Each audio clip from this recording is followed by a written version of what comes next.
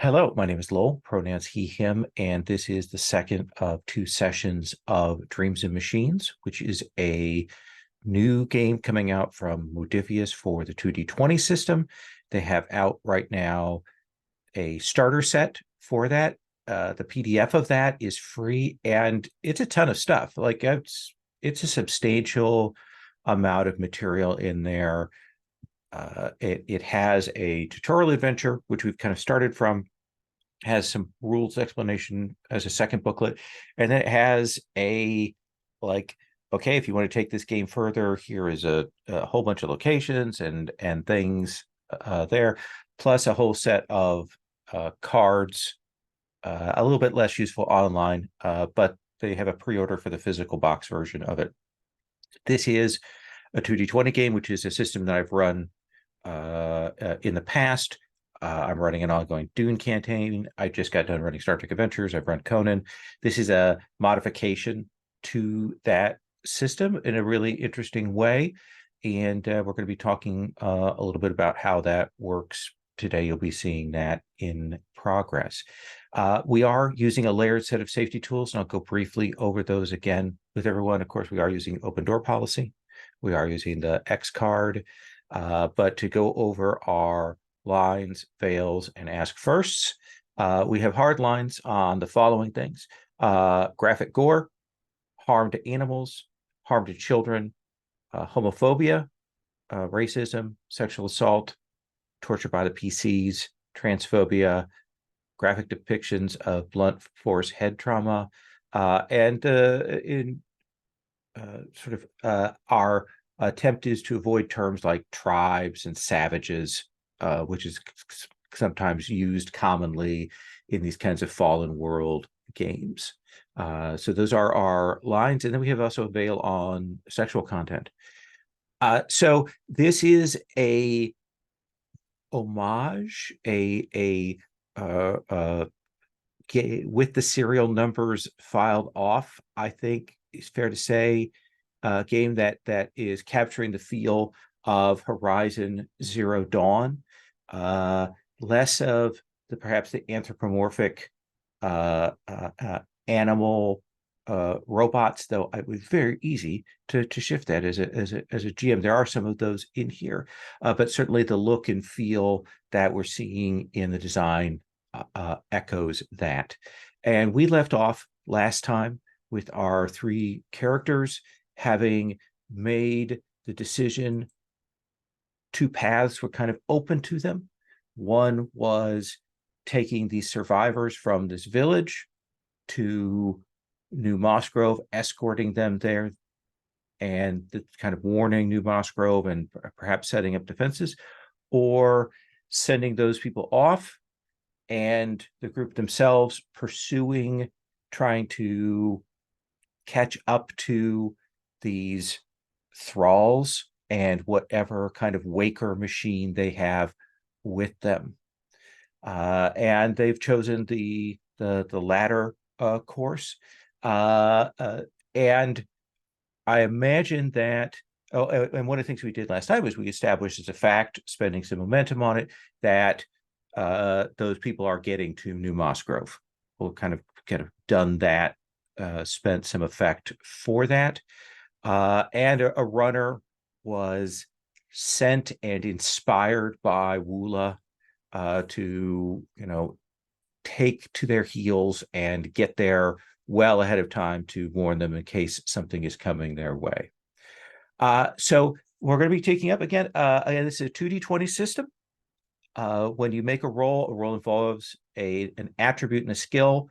Your attribute is your target number or less on the 2D20s.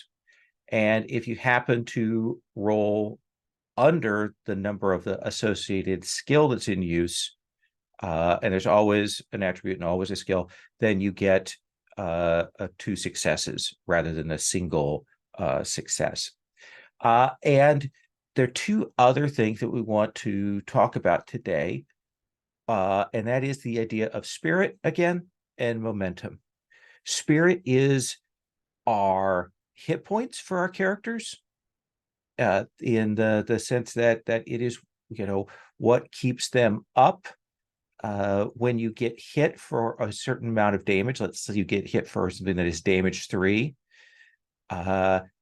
if you spend 3 spirit to negate that, then you won't get taken out. But if you don't, then you will take what's called an injury, and you'll be taken out for the scene. You can burn through your spirit, get yourself down to spirit 0, which leads to exhaustion, and there are different exhaustion effects there. Spirit in play, besides being the hit points, has 2 functions. One of them is that you can spend spirit 1 for 1 to get extra dice on a roll. If you would like an extra d20, you can get up to 3 extra d20s that are added in. And you can also spend spirit to re-roll a die after a roll. We'll talk about how that works. Now, this is a game where you're targeting a success number. Usually that success number is difficulty 1 or difficulty 2, meaning that's the number of successes you need to get to succeed.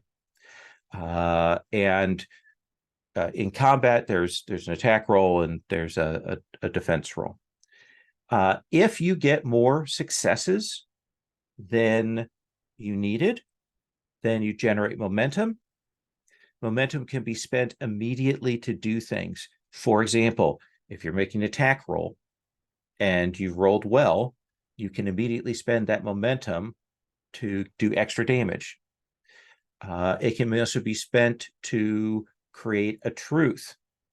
It costs 2 momentum, but you can establish a fact about a situation. Imagine these like aspects from fate. These are traits that are added that describe what's going on, that can be used to reduce difficulties for yourself or increase difficulties for opponents. And then the last one, which is a very common one, is you can spend a momentum to obtain information. So to ask a question about a situation, what's going on here, establish those things. Now, that also means that if you're looking for information, if you're observing and you get extra successes beyond the difficulty of the observation check or the study check or whatever, you can ask further questions. And you can do that essentially after you've had the first thing set. Robbie, you have a question? Yeah, just a quick question about spirit, because I know Laz had spent spirit last time. What is the rule? And I know that I read this, but I can't remember right now. In terms of like if you spent spirit or lost spirit, when about regaining the spirit. Absolutely. So there are sort of 3 levels of spirit recovery that happen. If you have just a few moments, in play, in scene, you get out of combat, and you take a breather, you can get 2 back. If you have a chance to like take a break, like, say 15, 30 minutes and get yourselves resettled, you can get 4. And if you have a chance to like do a full rest, you can get back 6. So right now, you can, well, assuming that the group has had a chance to take a break, so everyone can recover 4 spirit up to your max spirit as listed on your attribute. I think that should take most people up close to their max.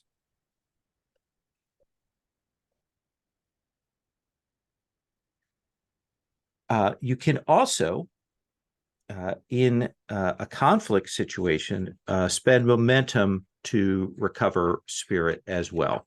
That's one of the other uses of it. And let's see, what do you get for that? So that's called second wind, and you can get up to 3 spirit back. The first one just costs 1 momentum.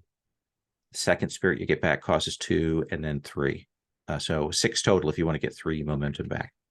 Now, if you have no momentum, but you would like some extra dice or things like that you would get from momentum, you can give your generous GM threat to get that momentum. Essentially, you could just like have that is always free, always out there. Of course, threat is what I get to spend to boost the enemies and such. So if after you make a roll, you have successes and momentum that you don't want to spend immediately, you can put that into the momentum pool. The momentum pool caps at 6, and anybody can use that. It's a good way to do that thing. A number of you have some additional ways to get spirit back, and I know that for Henny, it's putting momentum into the momentum pool actually recovers spirit there. So those are the things we have. Are there any questions before we move forward? So last time you were able to get some additional equipment. There's some notes on that on the equipment tab, and we would see our group setting out then across the wilderness, trying to find and mark their path here. This is an area that you don't know particularly well, but you've been given some guidance on how to go, how to head along the path. So we will see you moving across.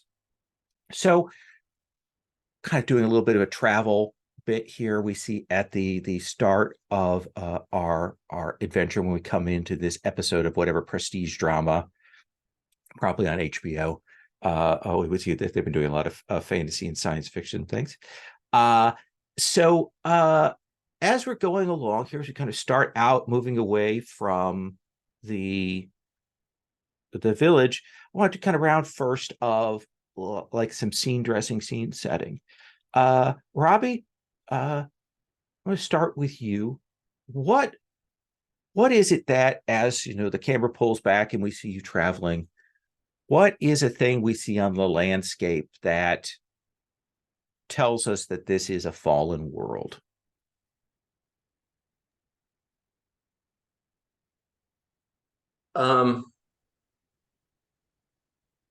I think it's variations in the healthiness of the vegetation that you kind of very rapidly will look, you can look one direction and see greenery and you know an abundance of trees and bushes, but you kind of look off to the side and it's sometimes it's almost like a different world, right? That you see this area where there's like only the most scraggly stuff struggling to get some photosynthesis going or something like that, right? And so it's this real kind of patchwork landscape that you move through. Yeah, sharply demarcated with real tight borders. Like, was there a spill here? Was there some sort of weapon set off? So you're moving through these different kind of biomes as you're traveling along. Woola, as you are pressing forward, as we see, and we're kind of tracking the group with the camera, what is a big thing that you pass by? Is it a building? Is it a waker? Is it some sort of strange vegetation? What is a sort of a super thing that we see? It's it's some kind of ancient ruined megastructure, and it appears to be conjoined, and it's unclear what its purpose originally was. I have no idea why there were signs on the outside of this structure, but it's been taken over by vines and vegetation, now provides a home for animals.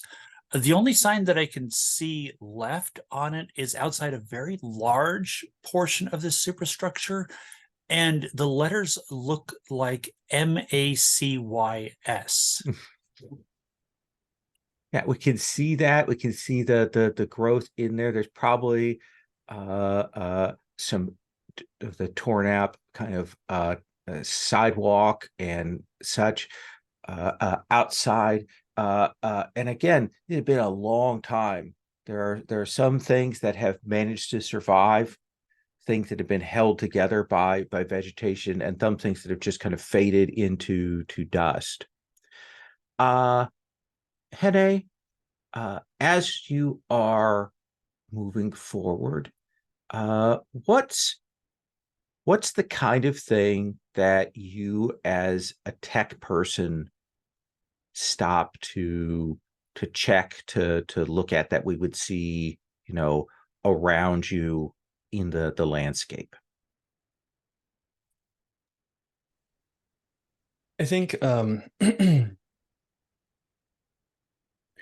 I think that like the secret trails or paths of the past are marked these days less by broken concrete and signs of old roads and stuff like that, and more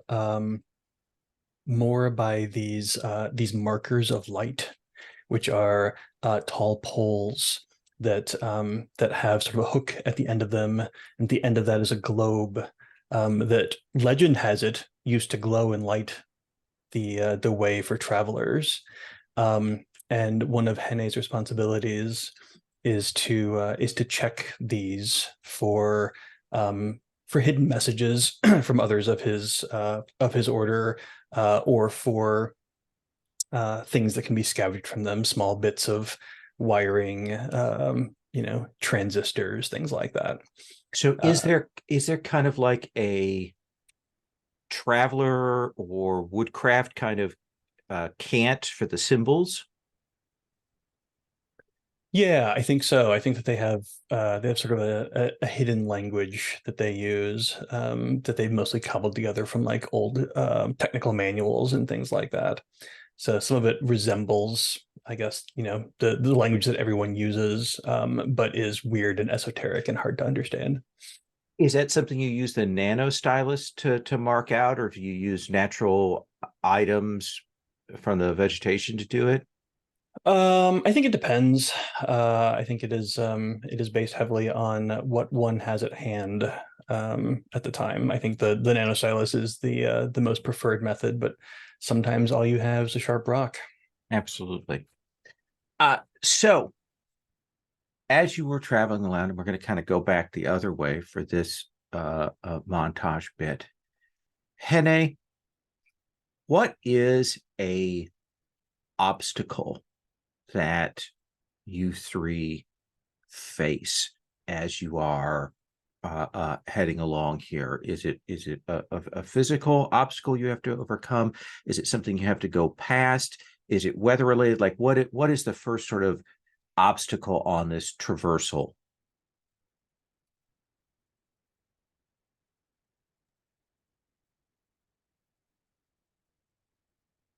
That is a great question. So I think one of the images from Horizon Zero Dawn that I always loved so much was like the herds of sort of like, I'm making air quotes, but like herbivore like robots or whatever.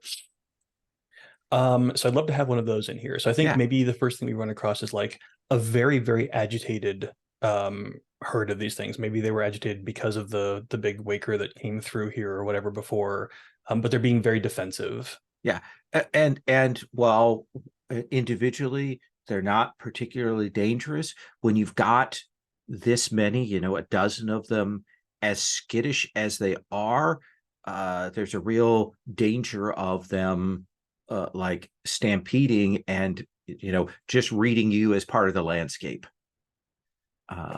Totally. Yep. Yeah. Woola, what is it that you do? What is it that you bring to bear to get around this particular obstacle? That's a really good question. And just to mechanically say, this is all sort of story montage. We're not doing roles, so you don't have to worry about checks or things like that. I think it's my eye. Okay. I think what winds up happening is I sneak up on one of these things and pop up, and it starts trying to scan me, and because of my eye, it can't. And that allows Laz and Hene to get past with less difficulty. You pop up, you get close, pop up, these things kind of startle. I imagine them like a deer, again, sort of weird mechanical bioforms, and like a deer in headlights, it stops and watches you, as the others are able to move past the herd. The rest of the herd kind of weirdly and instinctually and super quietly all stopping slowly and turning to face you, which is probably a little bit off-putting. And then you blink and kind of let them go, and they will kind of continue on their way, and you're able to get down back into the brush and follow along behind Laz and Hene. Wula, past this herd, moving along further, what's the next obstacle that faces you in your travels here? We have dams, so Mhm. we're not strangers to what dams are. But our dams block a creek, for example. Mm-hmm. They may be used in some sort of water wheel. We're not used to a dam that is, well, all of us could stand on each other's shoulders and still not be able to reach the top of it. We would still be far short of it. It's quite tall, and we know there's a lake beyond it because that's what these things do. But even so, in order to catch up with those cultists and the Waker, we're going to have to scale this. And this was described to you. You knew this was coming, but you didn't know kind of the like scale of the scaling that was going to be involved here. Laz, what is it you do? What is it you bring to bear, skill-wise, that helps the group get past this particular obstacle?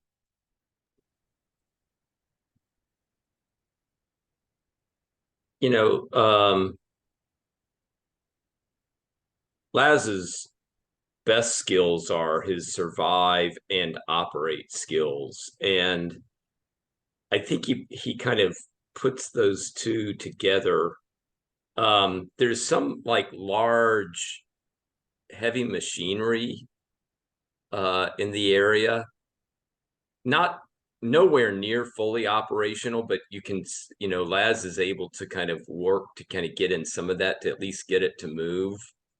And he kind of moves it up against that dam structure, right? And makes a very crude improvised ladder or kind of scaling thing that we can kind of get that machinery next to the dam, and then kind of that gives us sufficient kind of places where we can get footholds and handholds to kind of scale our way up to the top.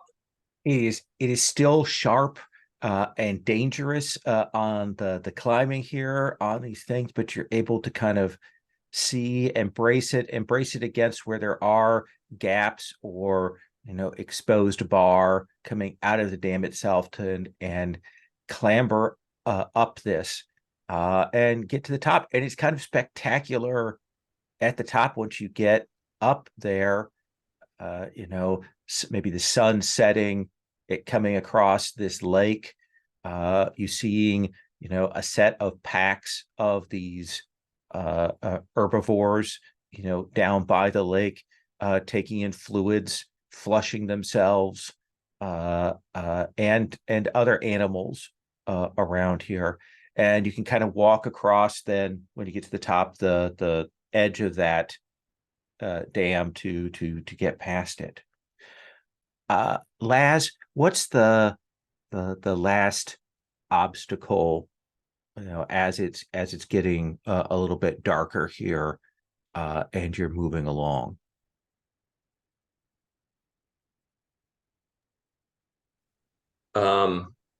Well, I think the obstacle, I think it's a certain type of fear that sets in, because as it's getting darker and we can't really see, right, our sight is starting to diminish, that there's some new noises that we begin to hear coming from in front of us. We're not really sure what exactly those noises are, but it seems to be coming from something large, and there's a kind of rumble, and we can also feel the ground shaking. And it's not the Waker that you're pursuing, because you've still got a bit to go. Hene, what is it you do to diffuse this situation? I think maybe previously, as we were sort of like as we were navigating the little herbivores, I hesitate to call them herbivores because they're robots, obviously, but right, well, but the herd. Category herbivore robot. Right. We found some that had been trampled by the big Waker that came through, and Hene took a moment to sort of dig through them and find and get some supplies for the future. Mm-hmm. And one of the things that he's able to put together, or that they're able to put together at this point, is using like some of their visual sensors and stuff like that. They're able to cobble together a sort of like night vision thing, so you can kind of like look through sort of a mask made of one of their faces, right? And it has just enough power to operate for a few minutes. And what we can actually see is that the big thing that is making the noise as walking in front of us is actually just sort of a placid kind of a non-confrontational Waker that just maneuvers around the landscape doing mysterious things, right, but is not a danger to us. And Hene is able to let everyone look through this thing's face and see what this is, and calm those fears. So it looked like a large sort of Bronto kind of thing. Yeah, exactly. And it is a little disturbing to watch this thing go past, knowing exactly how much force it has to it, and it kind of goes off perpendicular to you and heads off into the distance. And I imagine you all are kind of pushing yourselves here to get further along. So I assume you are traveling after dark, trying to keep that, because the Waker isn't going to stop. So Laz, I'm going to have you make a survival roll. Let's say, I think, insight survive. And if one of the others wants to assist, they can roll a d20 and add on to that. Ula, Hene, either of you want to contribute with a insight survive roll? Hey, what are your stats on that? I've got 8 on insight and 2 on survive. Yeah, I've got a 10 and a 1. I feel like we're both fairly similar to that. I feel like maybe Henne would be the least likely to have like, Okay. you know, innate survival knowledge or whatever. Okay. I think I'm kind of a baby Okay. out here. I'll do it. Laz roll 2d20 and Wula roll 1. I should probably pull up the roller so I can see it. I was just thinking that very thing.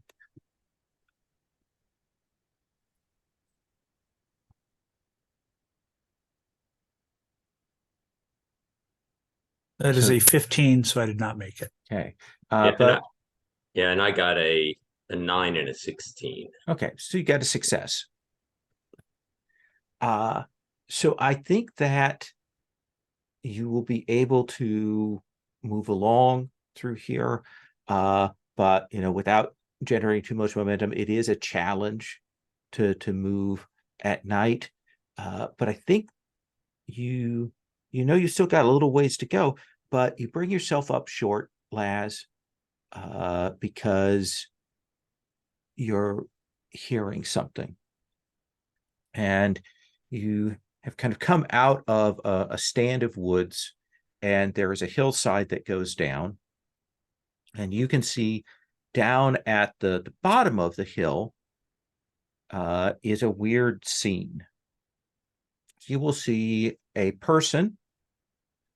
They are seated. They've kind of like, have their arms wrapped around their knees, kind of like they're sitting and waiting. You can see that there is sort of a dog. It looks like a projection of a dog. They call these nanograms. They're sort of electronic force projections that is seated beside this person. And in a circle around them are these sort of glowing sticks that are in the ground that have kind of alternating orange and purple lines on them. And if you see that at first, like that's the first thing you see is that figure there in the middle of it. And then you see the movement.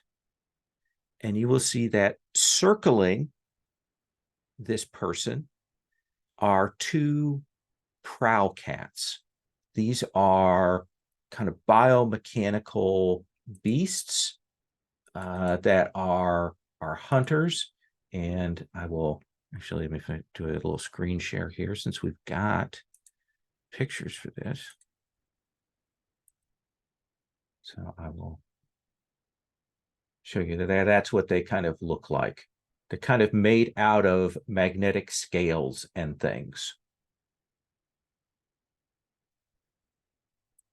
And they are prowling around the outside of this circle, clearly waiting for this human to move out of it. What do you want to do?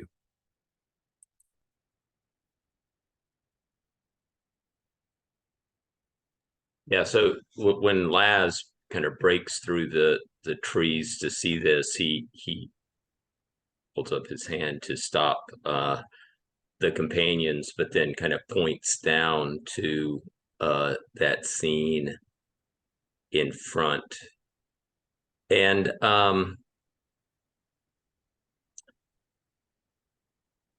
yeah, I think, and it sounds like I'm a little distance from them. Yeah, you've They're got down let's say you may be 100 meters away. Yeah, and is there like bushes and things that are on the, I'm just like, is there any cover that I could There's some cover, but it's pretty exposed. yeah. Yeah, I think that Laz wants to get closer. And he takes out his weapon, which is the hunting pulsar. And I mean he's looking to get closer to get a good place then to shoot them where he'd have some accuracy. So your goal here is to sneak without being seen, to get yourself into positions. Okay.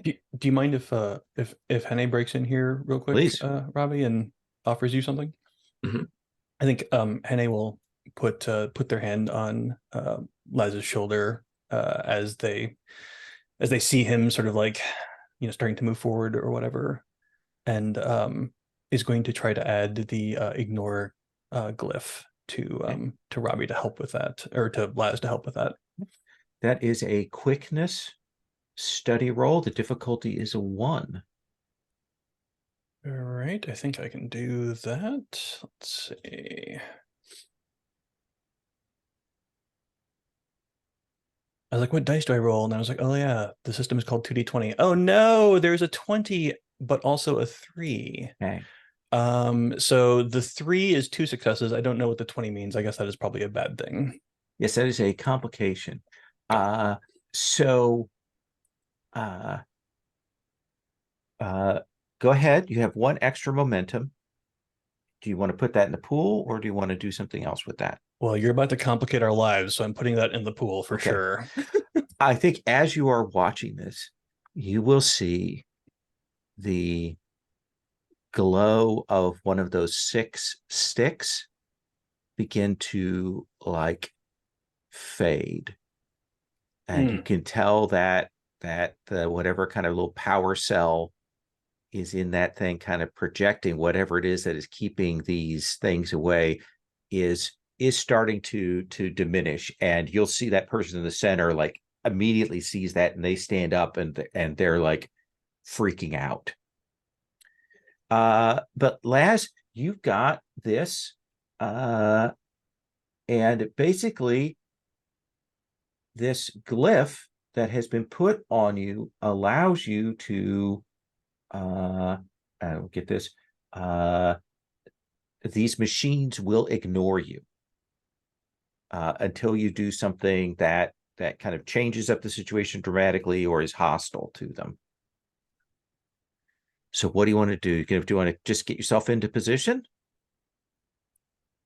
Yeah, I think I get myself into position and get that hunting pulsar ready. Okay. And I think he's going to take a shot. I mean, I think maybe he's going to see also though what Woola does before he kind of actually pulls the trigger. So Woola, you'll see this application of the glyph with the nanostyles. Hene, what does the glyph look like? That is a great question. I think that the glyph actually looks like it sort of looks like a series of circuits, like on a circuit board or whatever, right? So it's kind of like a sort of semi-magical incantation or whatever, where these things sort of like appear in the air very briefly and then vanish once they've all been sort of connected together. All the little lines have been connected together. Once you finish it, there's kind of a flash of it, like showing that it has been done correctly. Yes. There. Nice. So Woola, you see the application of that, and you see Laz moving to position weapon out, and you see that sort of stick that's down there protecting, the kind of doing the protective circle, is starting to go out. What do you do, Woola? I will. Laz, how far away are you at this point?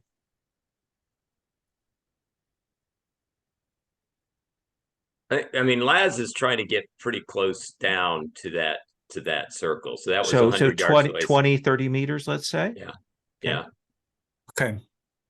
In that case, I'll hiss at you. Hurry. And I will pull my crossbow out, and I will let fly a bolt. Okay. Let us do that. Let me get my notes here on the stats. Okay. I'm totally trusting that Laz can, I figured this is going to draw some attention. I'm trusting Laz that they can get between these cats and me before the cats jump on me and, well, try to make me a snack. Now, here's my question for you. Yes. Are you going to try and take this shot from this distance? Just trying to draw attention?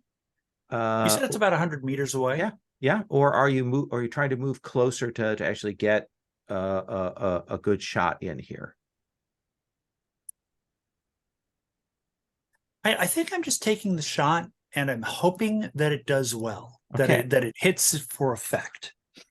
Okay. So I think that's going to be a difficulty 3 Okay. on this test, because I think we've got that distance there. Yep. So this is going to be quickness plus I believe fight. Quickness plus fight. All right, my quickness is 8, my fight is 1. No problem. So That's that's 2 4s. 2 successes. So I don't think you're going to hit for effect, but I definitely think that you will draw the attention of one of these. That, like, that arrow goes past it, it registers that movement, and you'll see one of these prowl cats stop it circling and begin moving towards your position. Okay. Does that seem fair? With that in mind, Mhm. can the prowl, since we're at range, could the prowl cat be a little confused about which direction it came from or where specifically it came from, just moving in our If general you'd direction? gotten more successes, I would say yes. But Okay. I think with just 2 kind of below the difficulty of 3, I think it knows it came from where you're at. Now it's got Okay. 100 meters to cover to get to you, so you've got some time to move. Is it walking or loping or? It is starting to move in that way that these things do, where they start out slow and then they pick up speed, like Okay. a little cat locomotive made of steel. Okay. Laz, you want to take a shot at one of these things? Do you want to shoot the one that is still by the circle, or do you want to shoot the one that is now moving away and clearly heading towards Woola's position? Is one of them clearly an easier target? I think right now it's 50-50. I think then, I mean, I have an idea which would make it better to take down the one that is near the circle, because if I can do that, maybe we can get that that force field back up again, right? And have safety in there, and that would certainly help out this figure down there. That makes sense. Yeah. So it is in motion. I am going to make a roll for its difficulty to be hit. So that just 1 success, and I think it is kind of generally unaware of where this is coming from. So you need to beat that 1. So you need 2 successes to hit this thing. Mm-hmm. Now, you could spend spirit if you wanted to give yourself an extra d20 on this roll. Yeah, because I'll be rolling with quickness and fight. Is that what the? Yeah. Okay. I'll spend 2 spirit. Okay. So you roll with 4 d20. You need 9s. Okay. So add. Fingers crossed. I got 1. Got 1. Now you could spend a spirit to re-roll one of those dice if you wanted. Because I need how many successes? You would need 1 more success right now. Yeah, I'll re-roll that 16. Okay. So just roll 1 d20 now. Yep.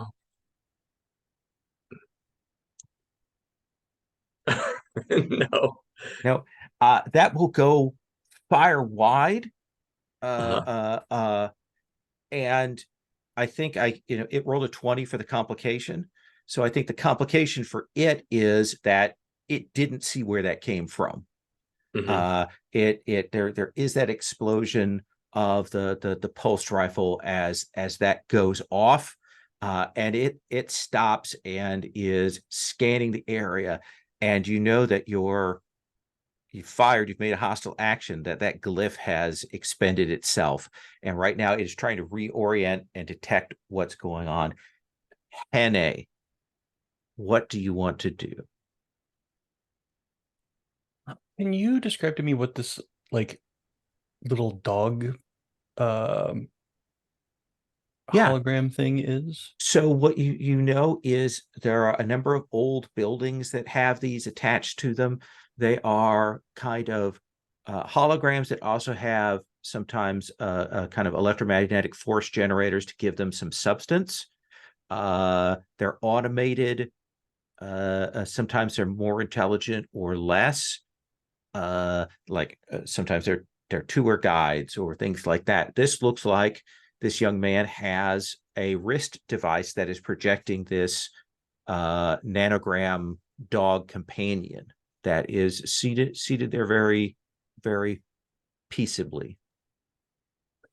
Interesting. Okay. But he's some distance away from me, and the projector is some distance away from me, so that is probably not immediately useful.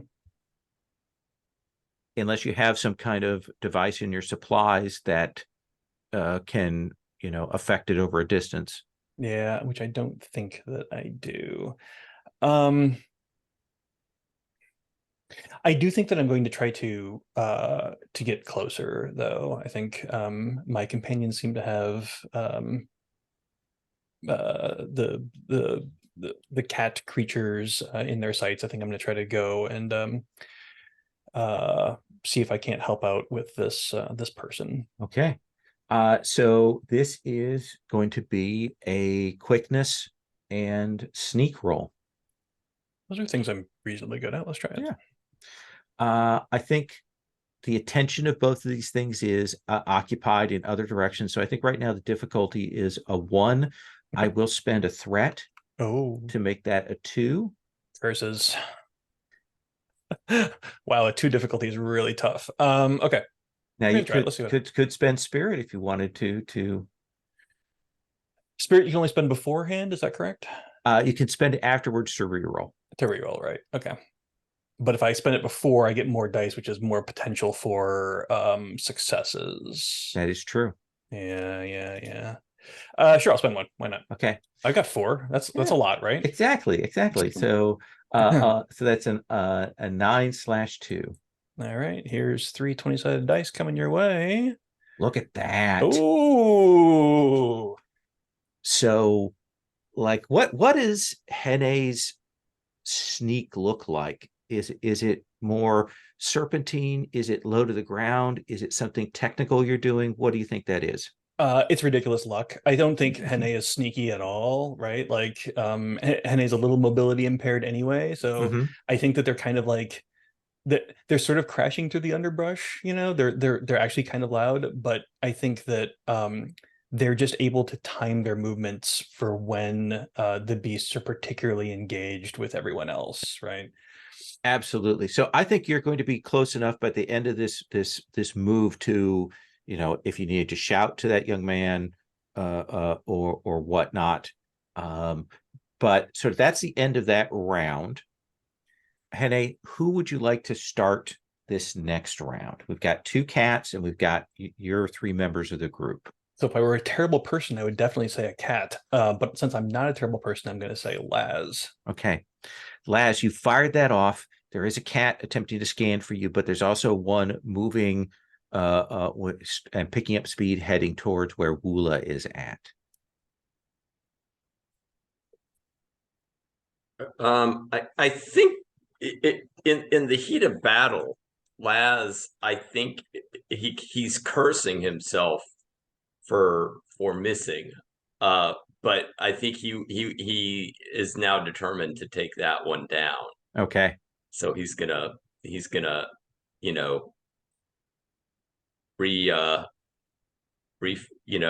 re-energize that pulsar and shoot at it again. Absolutely. Difficulty is a 2. It only had 1 success for not being hit. Are you spending spirit for any? I think and it's 1 for 1, right? The spirit. I think I'll spend 2 more spirit. Okay. Yeah. Didn't work for me last time, but my luck has to change, right? That is very true.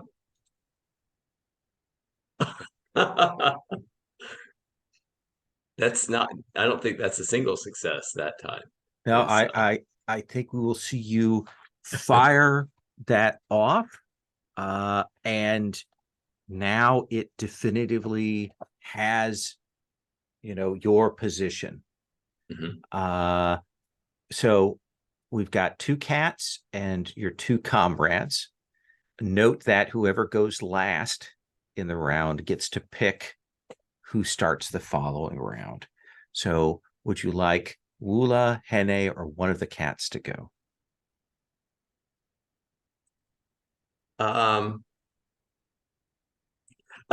Sure. I mean, I'll just say that the cat that I fired at, who now has me, right? We'll get, we'll give that cat. It closes the distance, and I will spend the 2 threat from it to it's fast. It is there.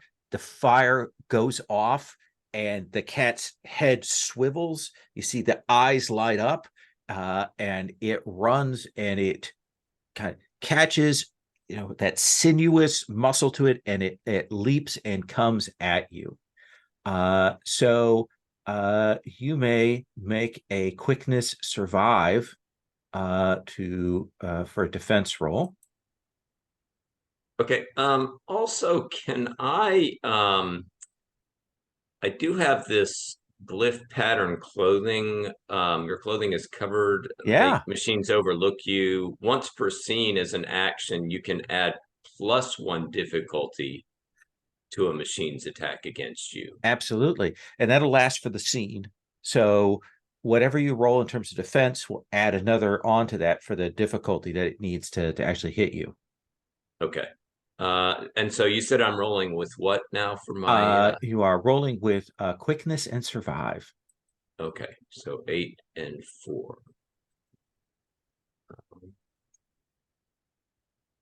Roller 2 of these. Boy, I'm rolling high today. Yeah. So you will not like dodge, but you have that clothing that is a distraction for it. But it will hit you. So here's how this works. It it hits you. It's going to deal. Do you have armor protection of some kind? Yes. Find it on. It's a heavy protective clothing. Okay, so that's going to reduce it by 3. This is not a breaker attack. It's not hitting you with a electronic. I got an extra success, so it's essentially going to be effective damage is going to be 2.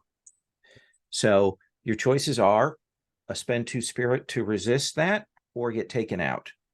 Oh, I will spend 2 spirit to resist it. All right. So this thing hits you, knocks you over. Let's go to Wula. Wula, there's this one coming towards you, and you see the other one has knocked down Laz. How many spirit can I spend at once to get extra dice? You can spend up to 3 spirit for extra dice. Okay. Let me just check to see how many spirit I have at the moment. Oh, I've got 7 spirit. That's plenty, right? Yeah. And don't forget, you can spend momentum. You can spend a point of momentum from the pool to regain a spirit. And then I'm assuming at the end of this, we can take a break to regain our spirit. Hopefully. I hope so. Okay. So I'm going to spend a whopping 3 spirit. Okay. To roll 5 dice because I want to put this cat that's coming toward me down. Okay. So Let me roll its defense. So I've So got the- one success on that because it is coming straight towards you. and this is fight and which So this would be a quickness and fight. quickness and fight. All right, no problem. So 5d20. There's 2 successes. 2 successes. So that is enough to hit it. You know, that is enough to beat it. And the damage of this is 2, correct? Let me see what my crossbow does. Think so. Yeah. Yeah, damage, impale 2, long ranged, quiet. Okay. So you do 2 damage. It's got protection 1, so you do 1 damage. Do you want to spend momentum from the pool to increase the damage? You could spend both points and increase it, get that past its defense there. Wondering, can I spend a spirit at this point to re-roll a die? Yeah, absolutely. All right. You know what the heck? I'm losing money if I don't. Yeah. I'm going to spend 2 spirit to re-roll the 2 highest dice. Okay. So allows me to roll 2d20.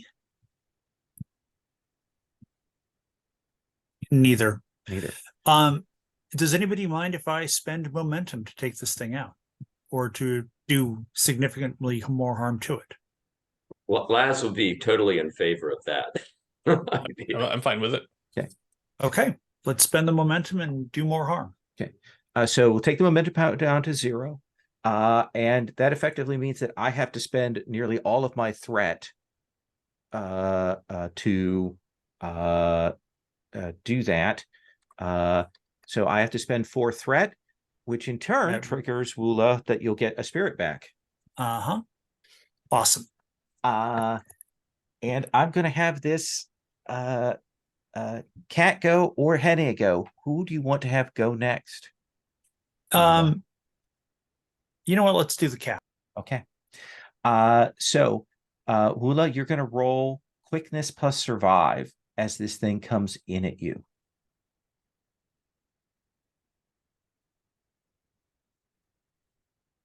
That's an 11. That's not good. My well, quickness is 8. You've got 2d20. Oh, 2d20. Yeah, you always roll 2d20. Okay, so there's 8, which matches my quickness. Okay. So it comes at you. It only matches your difficulty. You're the defender in this, so it is not able to get at you. So it comes running, does that leap at you. Not quite the pounce because they don't have the threat to spend to do its special effect, but does come up and is close by you and maneuvering around to make it more difficult for this crossbow. Henne, you are going to end the round and then choose who goes next round. Yeah, so I think that I'm going to try to achieve our goal here of saving this person. So then Henne is going to sort of like run up to them now they're close enough and the cats are distracted and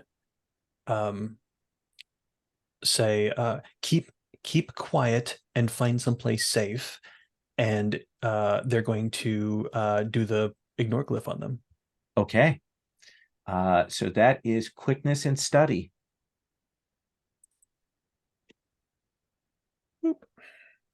My goodness, a 20 and a 9 again. How do I keep rolling 20s? How does that happen? So the good news is that you get this glyph on him. Yeah. The bad news is that pole that was draining, you see it wink out. And when it goes out, whatever the circuit is on the rest of them, you'll see the other 5 turn off. Does that seem like a fair complication? I mean, no, but sure. This is a teenager, and he like throws his hands over his mouth, trying to keep from shrieking when that happens. And the dog says, we should go. And like, do you point in a direction that he should run? Is there a direction that seems more reasonable than any other direction? Well, yeah, given that the one cat's gone this way and that way, maybe heading, Sure. sort of away until you a gesture, and he will take off at a sprint. Okay. Who starts this next round? Oh, let's head back up to Laz. Okay, Laz, you've gotten smacked by this cat. You're up by it. There's nothing about like you can't fire a ranged weapon at this point. You could, back up and try and hit it again, or do something else. What do you want to do? Well, I did. I know last time I did also have a security pulsar. Mm-hmm. That for this area seems like it would be a more effective weapon, right? So can I bring that to bear on the cat? Yeah, if you want, you could. It has that powered thing. You could try and hit it, and then maybe when you hit, if it does land, you could burn out the power cell on it for a time, or use up the energy in it to punch through its armor. Yeah. So I think that seems like the best idea. Kind of. Okay. All right. Your difficulty is 1. You need 1 success because I rolled nothing on its dodge. All right. I think I'm going to spend 2 spirit again as well. Oh, burn yourself down. There we go. Yes. So I'll roll 4 d20 again. Okay. I need to kind of remember that this is a roll under system, so we'll see what happens here. So let's see. I don't know that any of those. No, you just missed on those. Mhm. Do you want to re-roll? Boy, I'm getting low on that spirit.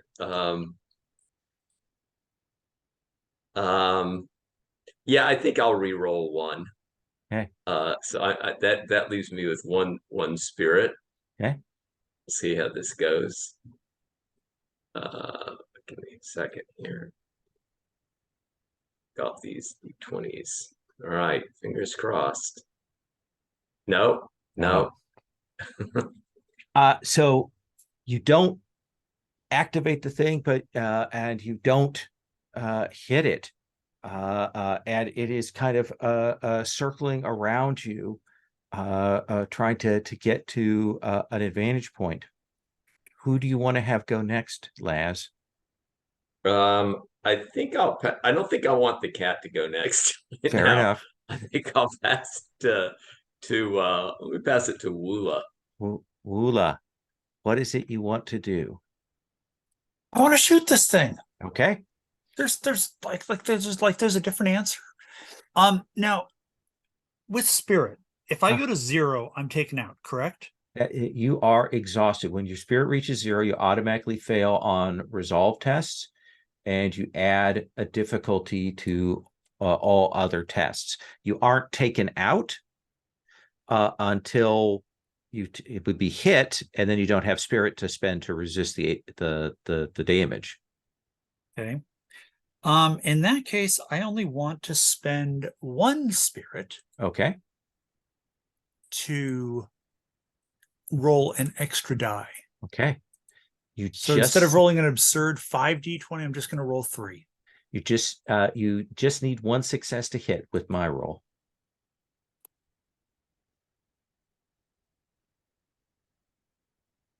That looks like that's 2 successes. 2 successes. And this is fight, correct? Yep. Okay, so yeah, I don't get a crit. Okay. I don't have enough to resist that damage. So what does that look like? Where do you hit it that takes this thing out? I think based on what you described, Just as it's reaching me, I just bring the crossbow up, point it directly at its head, almost at point blank range, and loose a bolt straight through its mechanical skull. Yeah, it'll go into this thing. This is a thing that is kind of made out of like a brain box, and then it has sort of magnetism holding the pieces together. So I imagine that when you hit it and crack that it's like a pile of metal leaves that fall to the ground with this sort of mechanical box as all of that gives way. Or there's something interesting in there to salvage. Yeah, probably. Who do you want to go next? Henne or the Henne. cat? Okay. Henne. Oh, well, you know, I guess we have the kid situation figured out. So I think Henny's going to go ahead and pull that hunting pulsar off their back and try to take a long-ranged shot at the cat that is currently harassing Laz. Okay. And I put one momentum in the pool because Woola got an extra success. Oh, nice. Okay. So we'll have you roll. Oh, just need one success to hit. All right. Quickness fight, right? Yep. Hey, that's two successes. So this thing has knocked Laz back, knocked him down. You raise this up. What does it look like when you hit this thing? Does it take it out? Yeah. Okay. I don't have enough threat to stop it. Cool. So I definitely think it is, you know, like you see often in the movies, right? The thing is over Laz. You hear the shot ring out, and just as his teeth are coming down, and instead of actually doing a bite, it just sort of crashes into the ground, like its face crashes in the ground next to Laz. Falls apart. And I think there's the like everybody kind of catching their breaths in the aftermath of this. Let's take our first break. We'll come back and we'll talk about recovering spirit. Okay.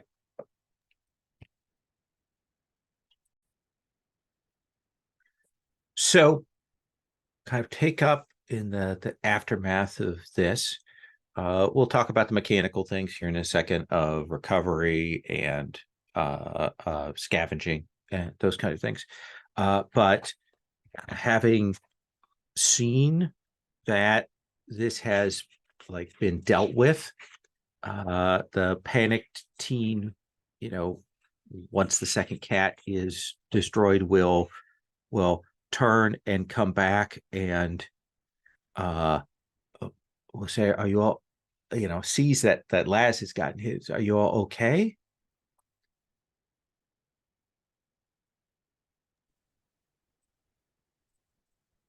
I mean, Laz dusts himself off, and he's you know he's exhausted. He's also, you know, he's also very angry at his weapon. So he's like, you know, you see him kind of kicking his both of his pulsers on the ground, saying, yeah, these, you know, worthless these pulsers. And he looks mortified. Like, Laz, it's not their fault. It's, well, I hesitate to say it's operator error, but maybe I could take a look at them and see if there's anything we can do to you know, clear up any issues you might be having.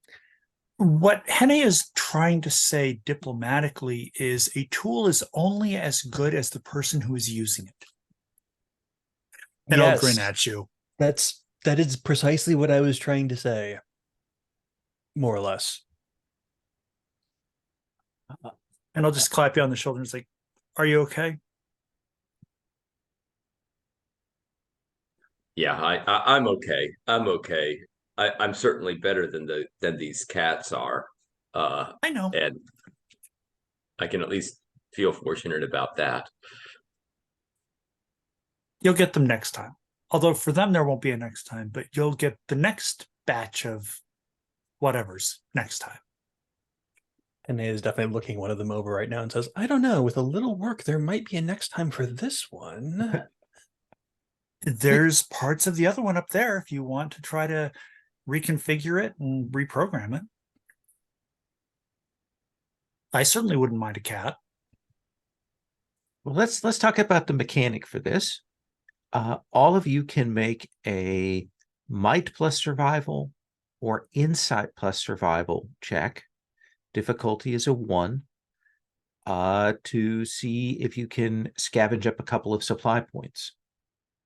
And everybody can do that individually. So okay. Let's start with Henne. I assume it's going to be insight survive for you, right? Oh, yes. I didn't declare that ahead of time, but yes, that is absolutely what makes sense. I believe that is 2 successes. 2 successes. And a 3. Yeah. So you'll get 2 supply that you can add to your pool. Right. And you have you can get another supply point, or you can put a point of momentum in the pool. I will put a momentum in the pool, which will also get me a spirit point. Yes. Wula, do you want to poke around? Of course I do. And I don't think I'm being too gentle about it. I mean, the one up on the hill is, or the one that was attacking me, I should say, it's pretty banged up. Okay. So I think I'm just using might and survive here. Okay. And this is a 2d20 roll? 2d20. Difficulty is 1. Need 11s. So that is enough to do that. In fact, with the 2, it's 2 successes. Yeah. So, I was wondering if it matched, if it was this. Okay. So that's 2 supply points. You have a momentum you could put in the pool, or you get yourself another supply point. So real quick, can we reconfigure one of these things with enough supply points? To make a device of some kind. Yeah. Basically, what supply points are used are for making little, things like I want a knife, or I want to rig up a temporary sniper scope, or something like that. Gotcha. All right, so we can't actually use these supply points to bring one of the cats back. Correct. In that case, I'll take 2 supply and I'll add 1 to the momentum pool. Okay. And that brings us to Lazarus. I assume insight survive? Yes. Okay. And There you go. There's 2 successes, right? right. So you can have 2 supply and 1 to the momentum pool, or you can have 3 supply. I think 2 supply and 1 to the momentum. Okay. So this young man with his dog will say, "What are you all doing out here?" There was a thing that went past, and it wasn't like the Bronto that moves around this area. It was loud, and sounded nasty, and it shook everything up. I had to flee away from my campsite and put the circle up to protect me when those cats came. You're asking us why we're out here. Yeah. You seem very young. What are you doing out here? And there's a pause, and he will say, I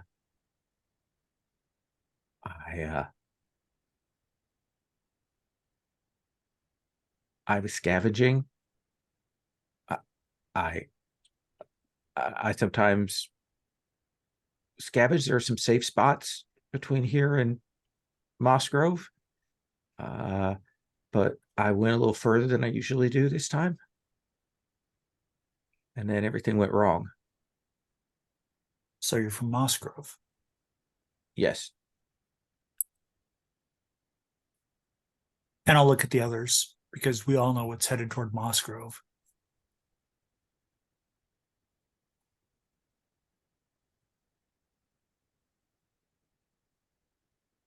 Yeah, so I mean, Laz says, well, you know, we're heading to Mossgrove, but actually, more to the point, we want to keep that behemoth from getting to Mossgrove. We were following in its trail, and that's what brought us here. All right. I can maybe help you get that direction. Yeah, and I think, you know, Laz says, well, that would be helpful. Laz is kind of scanning, you know, on the horizon to try to get bearings to see like where the direction would be.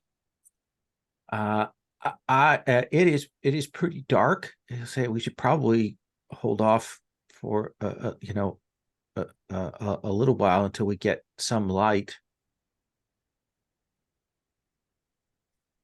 Mechanically, you're being offered a chance to, you know, take an hour's rest, get a break, which would mean if you had expended an energy weapon, you could recharge that. But it also means you could get 4 spirit back for each person. Does that seem reasonable? I'm just going to go back. I'm going to follow this kid wherever. You were using he, him pronouns for the kid, right? Yes. Okay. I'm going to follow him wherever he's going, and I'm going to sack out because I'm a little tired after that fight. Okay. Yeah. He stays, like he clearly, like he is a little embarrassed and scared that he got trapped like that. You have the sense that there's probably a parental unit waiting at home that is going to give him a talking to. So the longer he can delay that, but still remain safe, seems to be better for him. But so he will kind of sit around. He'll break out some food. You all can rest, get back 4 spirit. And he will kind of wait until all of you are a little bit in better shape. And can we also do something to get that one part of his protection circle back and operating again? Like, I mean, I think Laz would pick that up and you know, carry it over to Henne as well, and kind of be looking at that piece of equipment that seems to have failed. Henne, do you want to try and muck with this? Yeah, sure. That seems reasonable. I presume we're probably going to send this kid on his way after we get some directions from him. So he'll probably need some. The problem is that he would have to go through the sort of the empty landscape here, and he's a little freaked out. You have the sense that he's probably going to shadow you all for a while. That if you don't want that, you're going to have to talk him out of it. Yeah, well, we'll cross that bridge when we get to it. Yeah. But yeah, let's give him whatever protection we can. So insight and operate, I think, is what you need here. I think to get this thing back together is the difficulty 1. Okay. Is that something I need to spend supply on? No, I think we're repairing an existing object. Okay. 13 and a 7. Yeah, so that's a success. That's success. You can see, you've probably seen something like this before. These are objects that can create a very small kind of circle of protection for some of these mechanical beasts.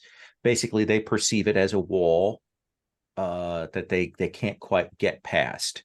And you can pick up like the 6 of these poles, kind of bundle them up, and you can get the one back into shape. What do you think that means? Is it just a recharge time? Is there a battery thing? What do you have to do to fix that, Henne?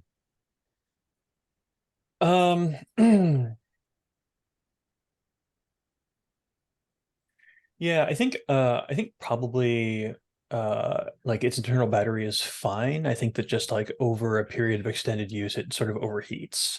Mhm. So I think like a little bit of soldering to fix some broken connections and things like that. Maybe replace a burnout transistor or something like that, and it's up and ready to go. Awesome. So we'll assume sort of for fictional positioning, you have this protection circle as a thing that you can set up if you need to. We'll say probably no more than 4 or 5 meters all the way around. It is pretty small.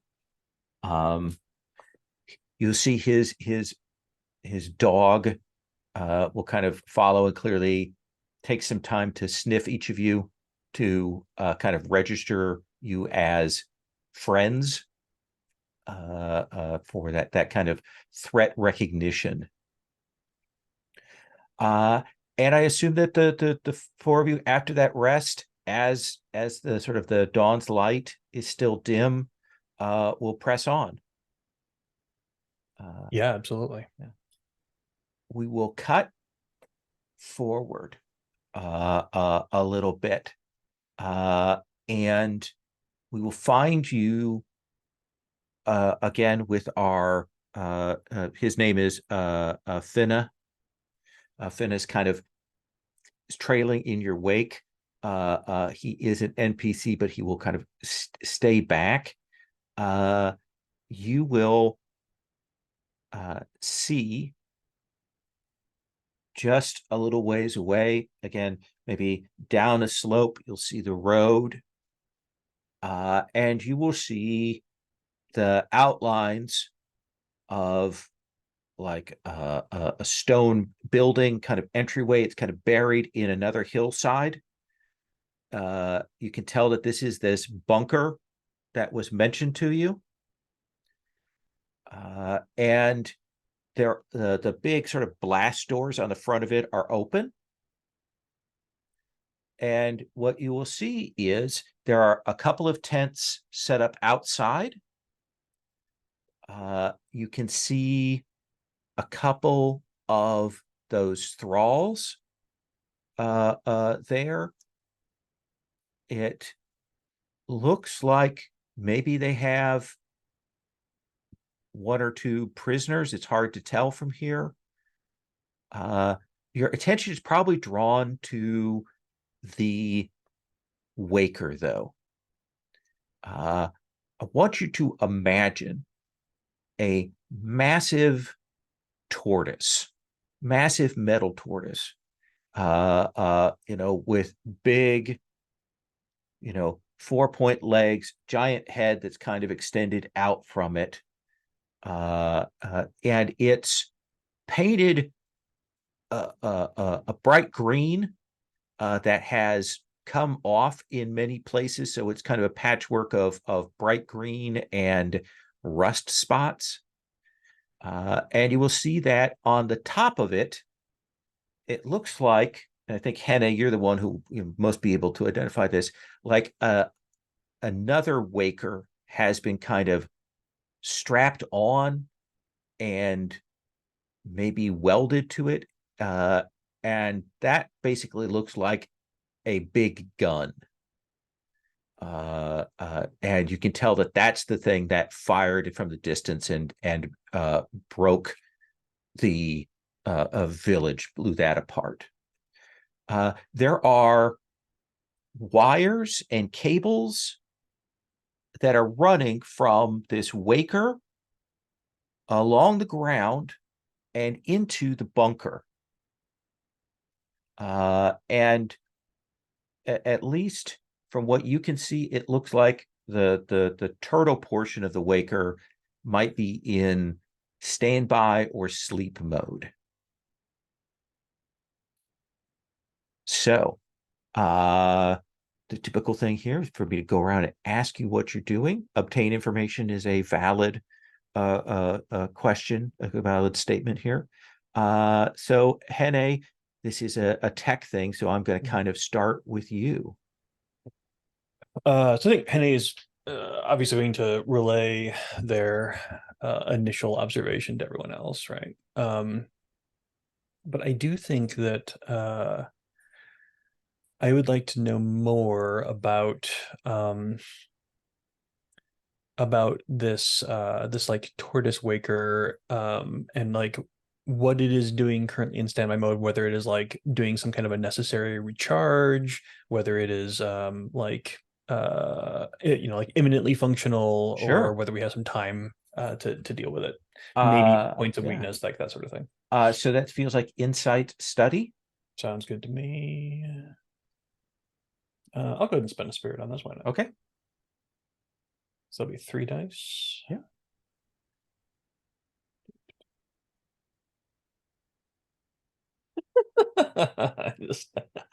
I can't catch a break. That is 0 successes, I believe, and a 20. Would you like to spend a spirit to re-roll? So a couple questions about that. Yes, Is absolutely. the 20 locked in, or is No, that... it is not. It is not. Okay, so I could re-roll the 20. Yes, you could. Which sounds like it might be useful in this case, because I feel like a complication would be bad. Sure, I'll spend a spirit and reroll it. There's a part of me that just wants to let it go because I love complications, but all right, that is a 3, so that winds up being 2 successes. 2 successes. So you're gonna ask me a question. I'm gonna answer that, and then you've got another momentum which you can spend to ask questions. You can also spend from the momentum pool. So what is the first thing that you want to know here? I think the first thing I want to know is does the tortoise waker have any like obvious weaknesses that we can determine from here? It looks like right now the biggest weakness is it's going to take a while to wake it up. They are running cables and things, as I said, from it inside. They've clearly used some of its charge or put it into a mode that it is like it itself is non-viable right now. You would guess it would probably take 30 minutes for the turtle to wake up.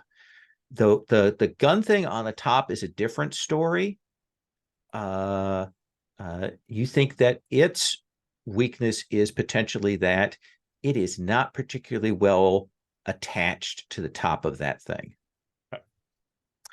So now you can ask another question with your momentum if you'd like. I think I'm actually going to just go ahead and put that in the momentum pool. Okay, which will and also gain me a spirit. that makes sense. Just from our observation here, though, can we tell, is the gun on like a turret, or does it point in the direction that the tortoise points? It looks like it has a very limited range of motion, like maybe 15-30 degrees based on what you're seeing of the swivel. That seems a fair question to answer. Okay. Thank you. And I will definitely relay all of this to their companions. Woola?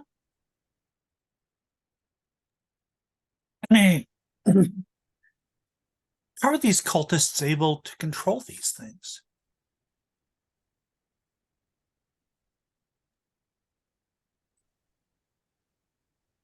That is a great question that I, Daniel, do not know the answer to. Well, so we'll kind of talk meta on this. Mm-hmm. It suggests to you that there is someone with some knowledge, essentially knowledge of glyphs, knowledge of controls and things like that. The thralls typically, work with these things, but it suggests there's some kind of tech priest present, possibly inside the bunker right now, that can do the invocations. You're guessing probably not anything particularly sophisticated. Having the turtle move in a particular direction or follow, firing the guns. That's probably the extent of their ability to kind of manipulate these things. It is super dangerous to do. These are the things that can go terribly wrong and get a lot of people squashed underfoot. Does that seem like a fair answer, Wula? Yeah. So what I'd like to find out is basically how we can sabotage this thing and get it out from under the control of the tech priest so that it takes care of this bunker and encampment for us. So insight study. Works for me. Okay. That is a 20 and a 10. I Yes. will spend a spirit to re-roll that 20. Okay.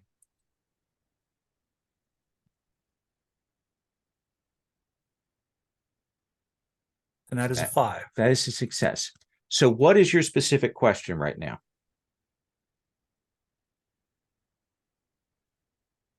How can we turn this thing against this bunker? The turtle is probably more challenging because there is that 30-minute wake-up cycle. But there is the potential to, if you climb up on that tortoise, that possibly Henne might be able to re-aim and fire that gun. It is not a great shot, but it is within angle if you can redirect it, that it would hit that bunker. Does that seem like a fair answer? Works for me. Okay. Laz, what about you? And you said that we see 2 thralls. Yeah, there's some tents outside. That's clearly like a kind of a camp thing out here. I think you're guessing that probably some of the thralls are out right now scavenging, hunting for food. Some of them are clearly outside this pair that you're seeing there. There are probably some inside. And as I said, it looks like they have at least one person captive. Yeah, I guess what Laz would be interested in doing would be studying the thrall situation a little bit more fully. Sure. To try to really kind of zero in on exactly from what I can see, exactly what kinds of numbers are we talking about, and where are those thralls located? Yeah. Insight and study. Okay. So I have insight of 10, study of 2, and to my. So that's 3 successes. So what's your first question?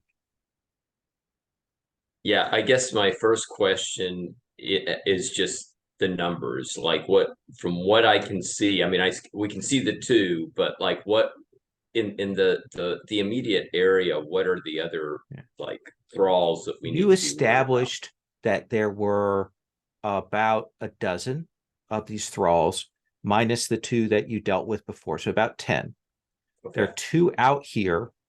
You're guessing that from what you're seeing tracks wise, another 4 of them have headed out to do scavenging. So you're guessing that there's probably 4 more people inside that bunker. Does that seem fair? Mm-hmm. Now you've got was it 3 successes? So you've got 2 momentum. You could spend those to ask questions. You could also spend the momentum pool.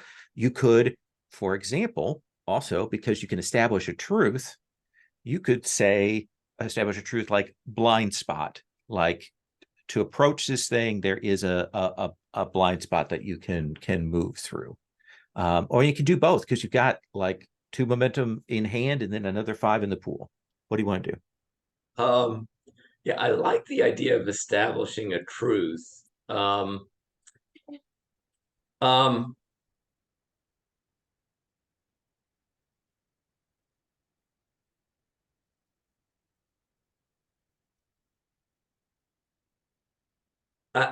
wondering if I could establish a.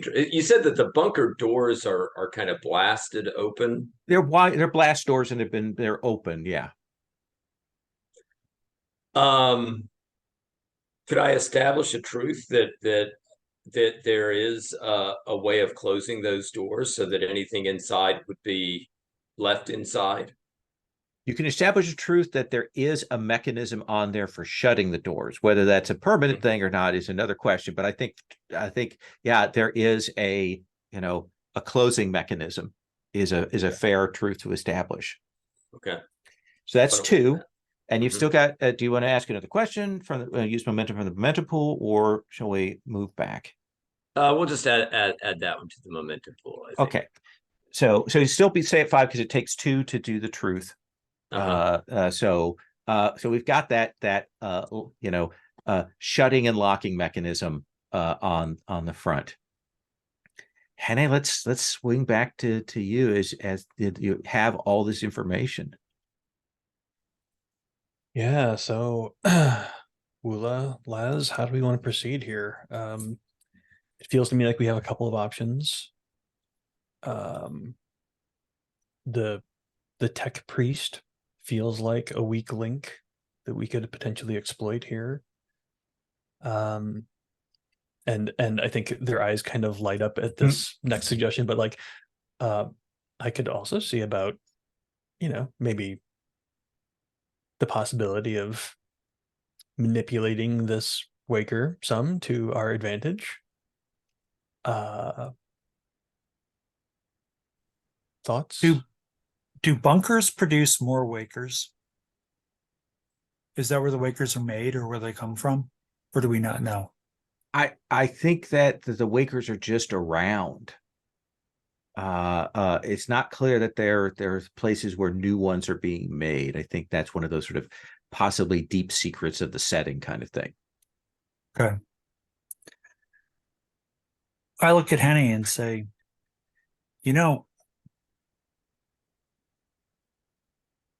I bet you've wanted to see one of these things up close for a very long time.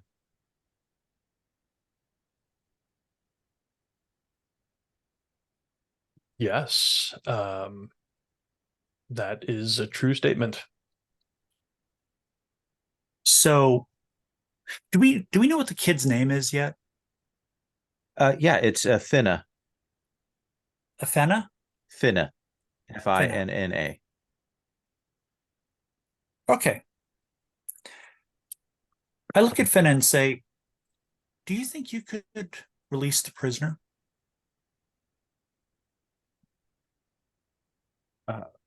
You mean go up with you, and when you I could try. I can promise you we will be making more than enough of a distraction that no one will notice you. Okay, if you okay.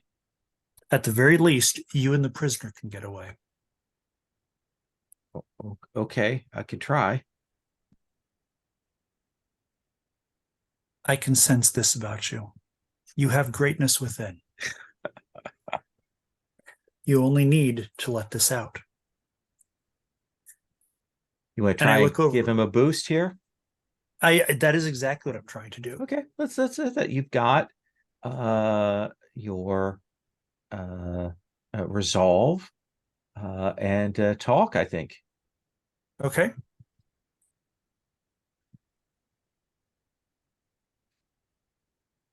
I'm going to spend a spirit to reroll that 18. Okay. And that is a 3. Yeah.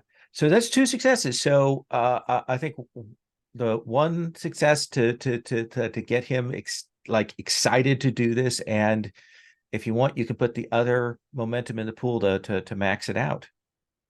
You might as well. Okay.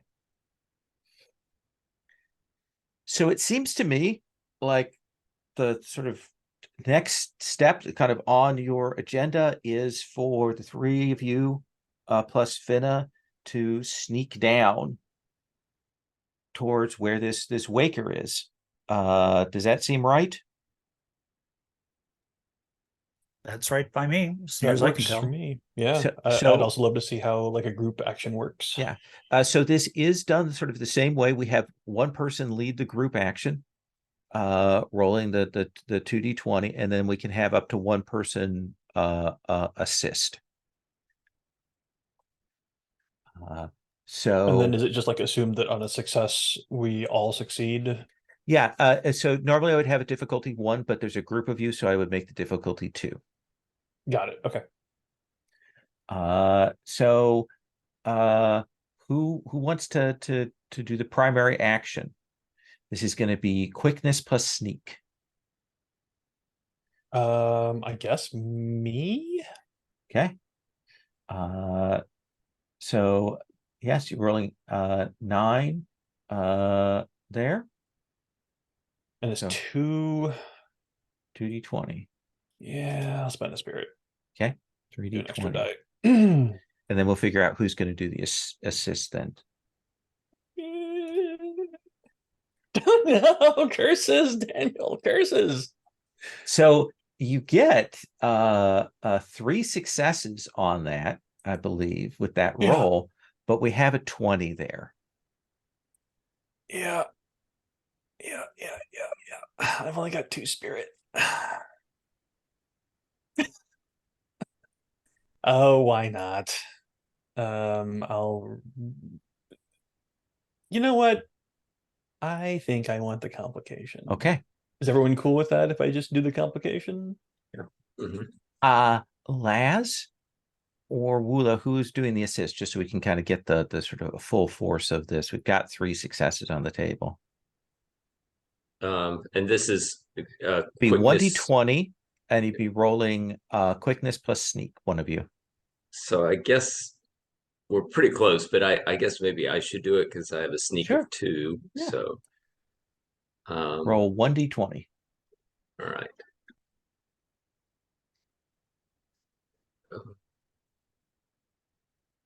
So that's total of 5 successes.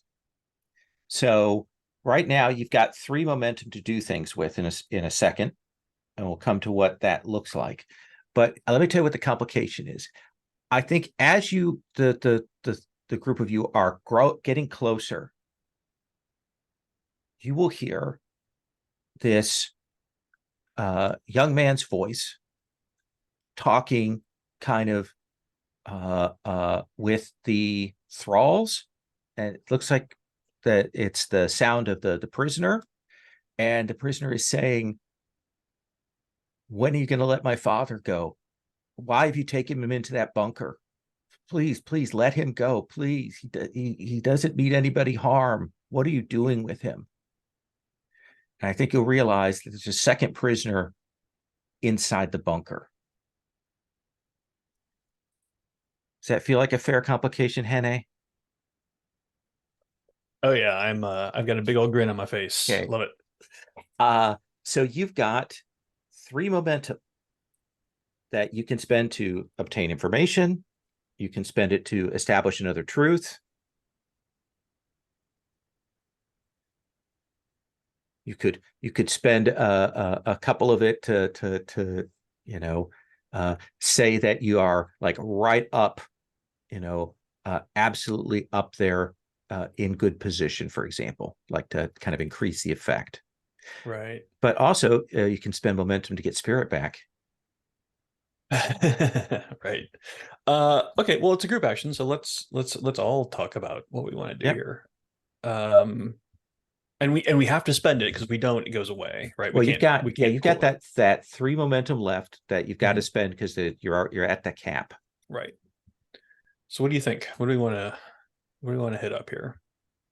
Well, I'm wondering about establishing a truth that would help us in getting the father out of the bunker, like that we either when we're getting up there have some way of establishing some type of contact with the father, or that the father we're maybe able to establish that he may be inside the bunker, but like with that ongoing conversation, maybe with it we get a pretty good location as to where exactly in the bunker the father is, right? I like that latter one. That we could certainly work with that if you're interested in spending the momentum on that. I think we spend the momentum on that, and then with the last momentum, we get Hene some spirit back. Okay. Does that seem reasonable? Yeah, I'm into it. So Henny, get a point of spirit back, and I think you will realize as you're kind of listening to this is that the father must be just inside those bunker doors. Like maybe they have him, maybe some kind of tech, because you can see the connectors are kind of moving. You're guessing that he's not that far in. You're not going to have to like dive down deep into the bunker to get to him. Does that sound reasonable? Yeah, sounds good. And where are we in relation now to the, like, where has this gotten us in relation You to are up by this blast turtle, this huge thing.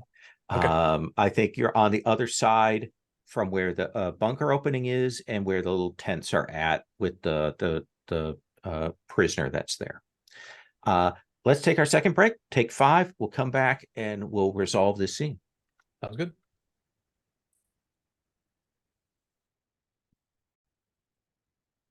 Actually, could I first have a slug of this coffee?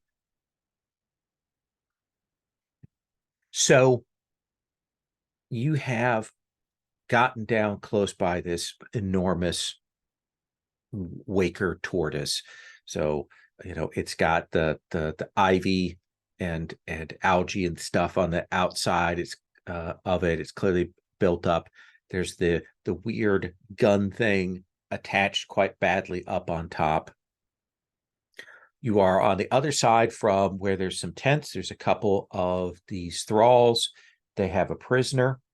And then a little ways away from that is the door into the bunker where the cables and things are going. We will have you tell me your actions and go through that, and then when that's done, I will resolve Finna's attempt when the opportunity presents itself. So, Hene, have you ever been up this close to a Waker? I don't think so. I think that like it is challenging for Woola and Laz to keep Henne's attention where it's supposed to be, because they're a little bit in awe. I also think that maybe Henne has like a weird relationship with Wakers and like sees them as sort of like beings that deserve their autonomy to some to some extent. So they're definitely like unhappy about this one being sort of subverted to the will of this tech priest. So what do you want to do? Do you want to let the others go first, or is there something you want to start with here? I think that Henne is going to try to identify whatever interface or whatever the tech priest uses to control this thing. And I think we want to try to poison that well. Interesting.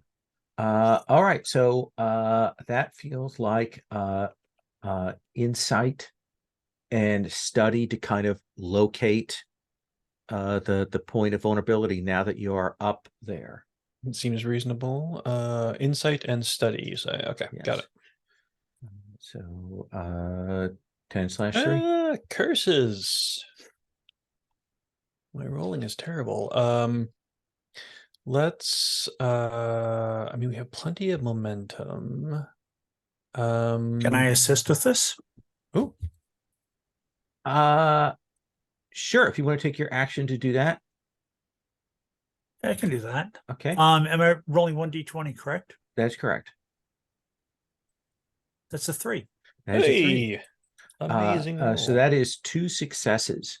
So I think that you and Woola kind of follow around to the front of this thing, and you can see that there are some visual sensors there, and it looks like that this tech priest is essentially like you using a nano stylus to generate a set of glyphs there. And it is potentially, you could distort the visual scanner or break it or something of that sort. Does that seem like a fair answer? Yeah, I think so. Okay. So Laz, what are you doing while Hene and Wula have kind of moved around to the front of this tortoise, making them like putting them in a little potentially like a vulnerable area here?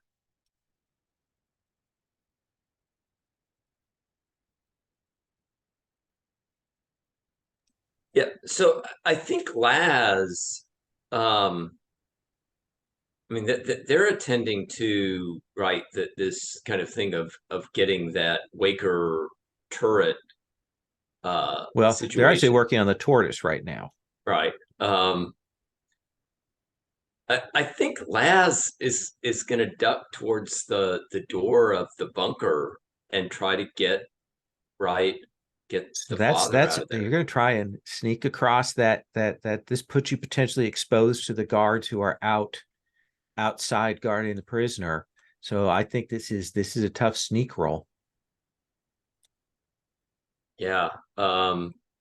I think he's, I mean, because he needs to get the father out of there, knowing Yeah. that the father's there. We're not going to leave him behind.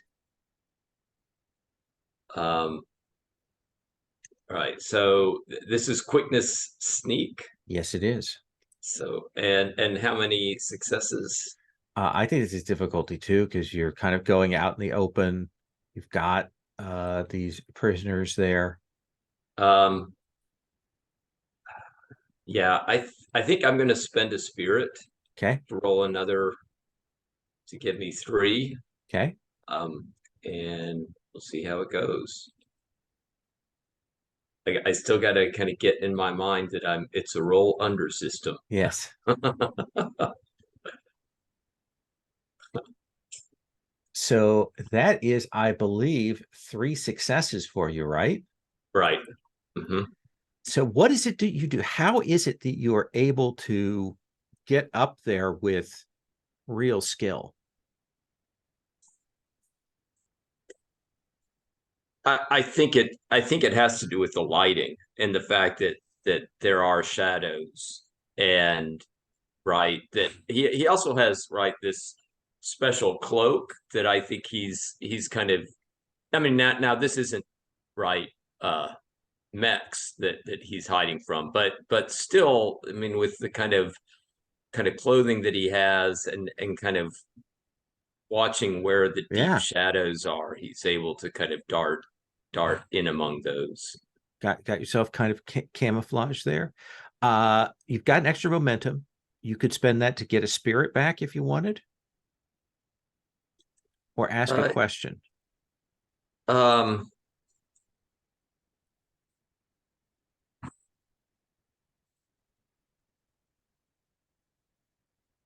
going to use it to ask a question. Okay, so you're up at that doorway. You've gotten up by it. The cables run through it, around it, inside. What is it you want to know? And I know the father's right in there. So I'm my question is like assessing that situation inside the bunker. What's the you will see what's the ideal way to kind of pull this off? Let me tell you what you'll see. You'll see there is clearly some kind of like interior security control room. It looks like you're seeing an older gentleman who is definitely not dressed like one of these thralls. Looks like one of the people from a tech encampment, or something like Hene. There is a thrall there, and there is a guy who looks like a superior kind of thrall. Maybe this is the tech priest. He has some kind of, you're not sure whether it's been fastened in or it's something he's wearing, but there's kind of almost like a VR kind of helmet thing on his head. And he is essentially directing the tech guy who's working on the panels there.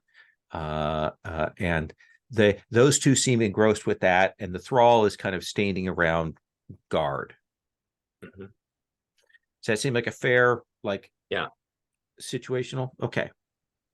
I think at this point, Finna's still setting into position because don't yet have a distraction. So let's come back to Hene. What are they doing? Is it possible to use supply points to like create some kind of a plugin or something for this visual sensor that would distort the tech priest's attempts to communicate with the waker? Absolutely. That feels like normally it'd be 3 supply points, but with your tech stuff, it would be 2. Does that seem fair? I think so. What do you think about that, Woola? I like it. You like it? Yeah. All right. Yeah, let's mess with them. So yeah, spend those 2 supply points. Tell me what that looks like. Like, what do we see you doing to get this in place? Sure. I think yeah, I think we're like Hene, reaches into their bag, pulls out some of the components that we scavenged off those cats earlier, Mhm. right? And finds like a little circuit boardy kind of thing that would fit into the back of this visual sensor. They can like solder onto the back of this visual sensor or whatnot, and takes a few moments to program it. And I think that I liked Puckett's idea of sort of like changing the IFF system. So one presumes that the tech priest, as part of their incantation invocation thing, identifies who the tortoise should avoid stomping all over. Okay. And I think that we're just going to kind of like invert that. That seems fair.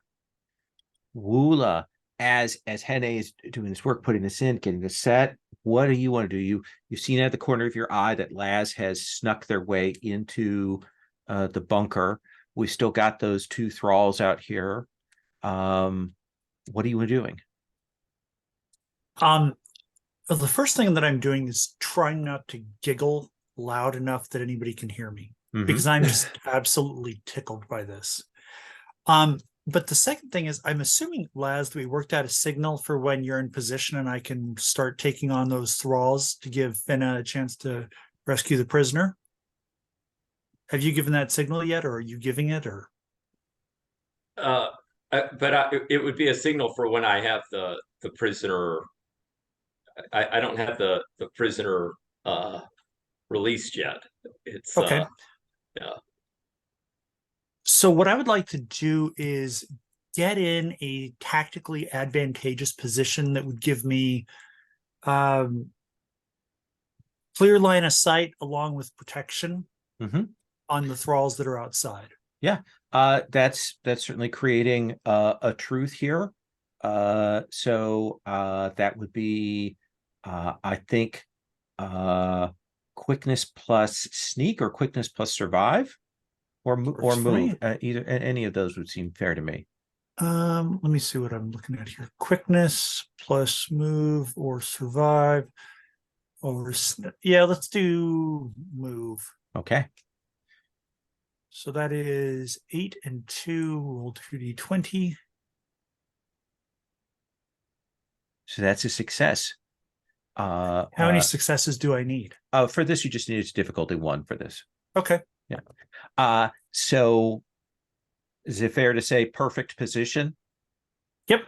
Okay. So close enough to be close enough to shoot, far enough away to be hard to get to. And so what that will do is it will are you more interested in hitting them or more interested in protecting yourself? Oh, more interested in hitting them. Okay. So I don't like thralls. Reducing their difficulty to hit them, you're in a advantageous targeting position there. Laz, what do you do? And I've got a thrall guard and a tech priest and a prisoner. You think there might be more thralls deeper in the complex, but these are the ones you're seeing right now. Uh-huh. Now, I will mention to you, one of the other things that you can do with momentum is after you act, you can act immediately again, but with a 1 higher difficulty.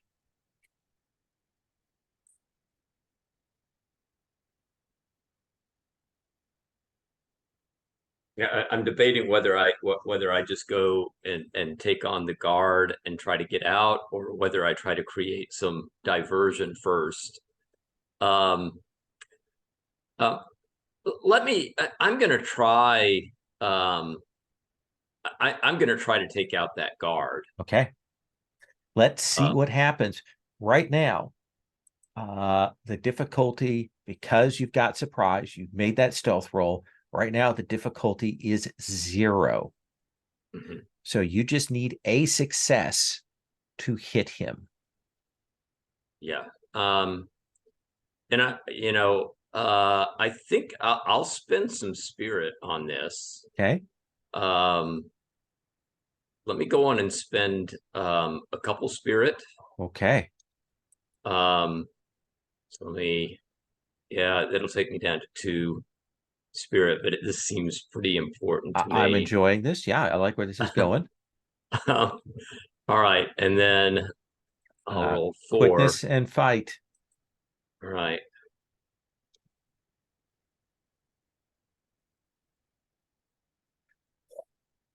Got that hit. Yep. So what does it look like when you drop this thrall? What do we see happen? I mean, I think I'm using that security pulsar. So just kind of pop out, got that pistol thing in hand, and pop this guy. I'm guessing you don't have it set to stun. I don't know. I think I have it to take him out. I mean, it's So you will hit him and drop him. Yeah. Now you could spend 2 momentum to act again. Yes, I think I will. He immediately drops him, and before that guy even hits the floor, Laz is past him as he's falling down, and kind of, Are you shooting the tech priest, or are you grabbing this guy and getting out of here? I'm grabbing the guy and getting out of Dodge. Okay. So I spent 2 momentum from the momentum pool. If you want to spend another momentum, you can get a point of spirit back. Yeah, my spirit. Let me make sure I've got this. Yeah, sure. Yeah, Okay, let's do there that. we go. Yeah. So momentum pool's at 3. That'll give you spirit 3. 3. And this is quickness plus move. All right. So that means 8 and 2. Let's go on and spend that spirit again. Okay. To give me 3 for this roll. So Look at you with 3 successes. Even with the increased difficulty, tell me what happens. There's that shot that rings out, Thrall drops. I imagine that he falls, like knocks into the tech priest. What do we see you do? Yeah, I think it's he probably, as the guard is dropping, he had like some kind of key device on him that that Laz grabs as the guy is falling, and just kind of quickly puts that into the pad that electronically unlocks this little kind of place where the prisoner is kept. That the guy doesn't know what is going on, but Laz is in there and is saying, not really loud, but say, "We're going now." I think the loudness is not a question given the firing of the security thing. I think you grab him and kind of drag him outside. I think you are just outside right now. I think you still got the threat of the tech priest. at this moment. But I think the signal has been given to Woola. Yeah. And right now, let's resolve that. Right now, in terms of foes, we've got the tech priest and we've got these two thralls outside. Woola. You can't see the tech priest, but you do have a clear bead on these two thralls out here. Yeah. So I'm just going to go ahead and shoot at them. Okay. I mean, So difficulty 0 for this first thrall.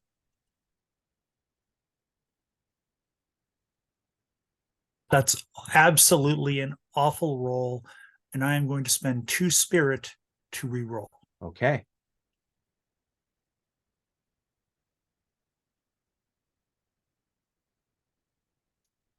I'm going to spend 1 spirit to re-roll that 20. Oh, burn yourself down to the ground.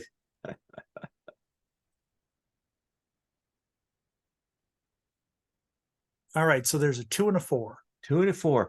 That is enough to this first crossbow shot fires out. Shook. Even as they're kind of hearing the noise from the blaster fire, and the first one takes the crossbow bolt to the throat and drops. Now, you could spend a couple of momentum and take a second shot.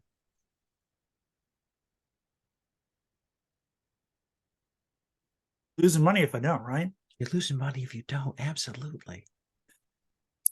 Henny, Laz, how do we feel about that? Do you want to save the momentum or do you want to burn it?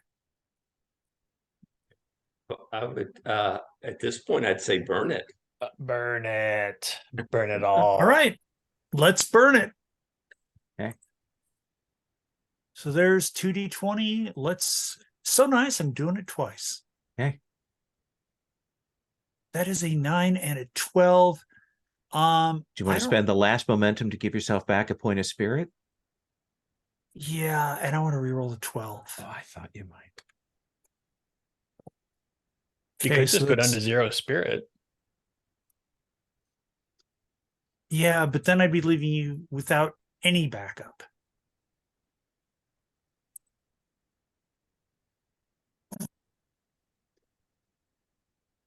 So what kind of options do I have here? You could exhaust yourself and re-roll that other die.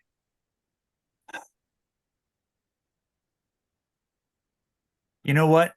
I might as well. I am at 0 spirit. I am re-rolling that other die. I'm re-rolling that 17. Ugh! Was not meant to be. What is your exhaustion? My exhaustion, 2 seconds here.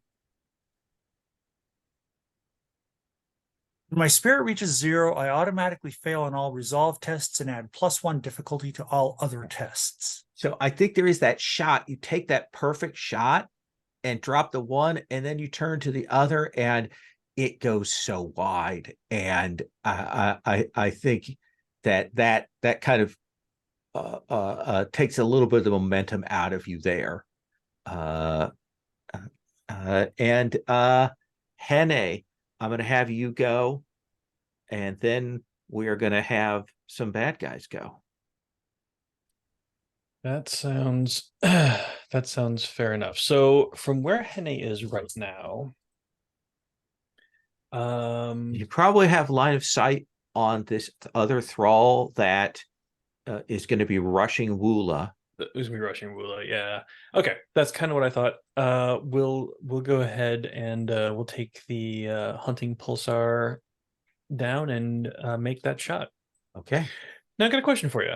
Yeah. Since we're experimenting with stuff, I kind of looked at the rules for powered, which is one of the tags on this thing. Yeah.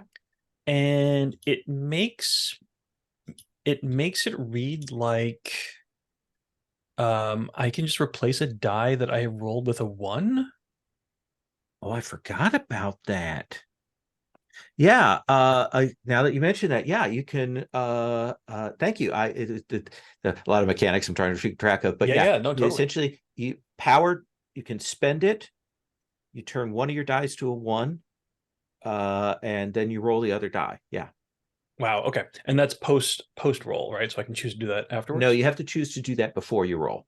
Oh, I see. Well, let's do it because that sounds like fun. Okay. So it that's says powered. what does it look like when you overcharge the hunting pulsar then? Because that's effectively what's happening is you burning all the charges out at once. Right. Yeah, I think that there's like a little switch or a lever or something like that that's on the side of this, this like spiky, weird, long rifle contraption that's attached to, the power source on their back. And it has like that that striped warning symbol that that is up at that level. And they have actually sort of like tied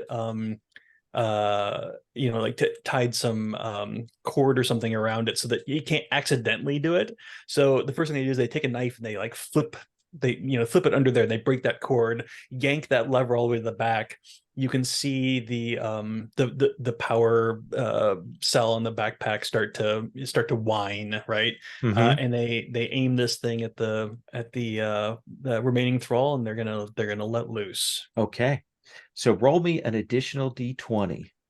All right. So just 1d20. Yeah, because you've got 1d20 that's already set at a 1, so 2 successes. And if successfully, attack scores an additional 2 momentum. All right. Yeah. That's really powerful. Okay, here we go. Yeah. Well, that's a 14. So that is a miss. That is no, you got 2 successes. So you're going to hit. It was difficulty 1 to hit him.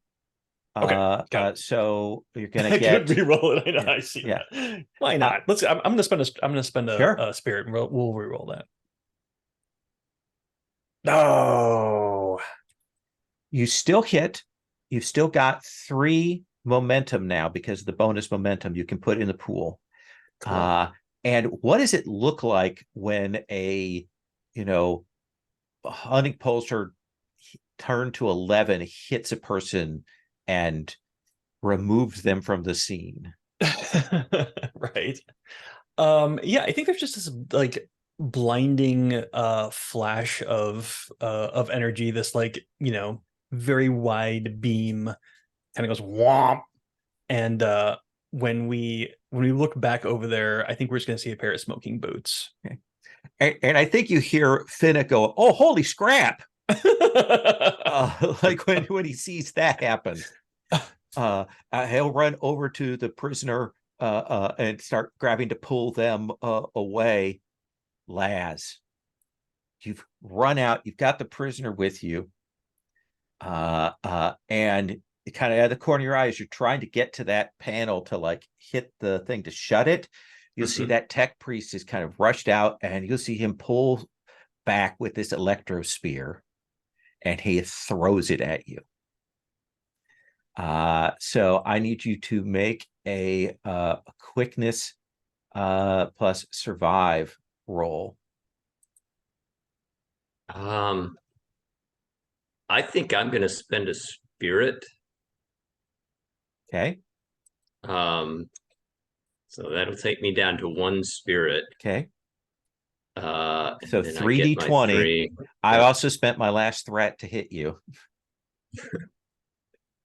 All right. So that looks like there's a yeah. So so you've got 2 successes right now with the 2, right? And a complication, yeah. So I'm going to roll for him. So I need 3 successes to hit you. Oh, just missed. But I imagine that that spear actually hits your security pulsar, like kind of hits that there. You hear the sound of the crackle as it discharges into your security holster, and you can tell that it's temporarily burned out. Yeah. What do you have to do to lock this thing? I mean, is it's just slapping something? Is it pulling a lever? Like, what's the mechanism that you established before to slam this shut? Yeah, I don't think that it's particularly complicated, like, because I think that it's made for emergency situations, right, where they need to kind of get it closed. I think it requires some strength, though, right? It's like a big kind of, two-handed kind of lever thing that you've got to right wrench down to kind of get it. And you grab that, you throw that down, and there is a brief like klaxon alarm that goes off, and then these two heavy metal doors fire together. I think that it will like see those cables like absolutely sliced by them, and I think there is a moment when you'll see this tech priest's hand kind of hanging there in between the doors and then falls to the ground.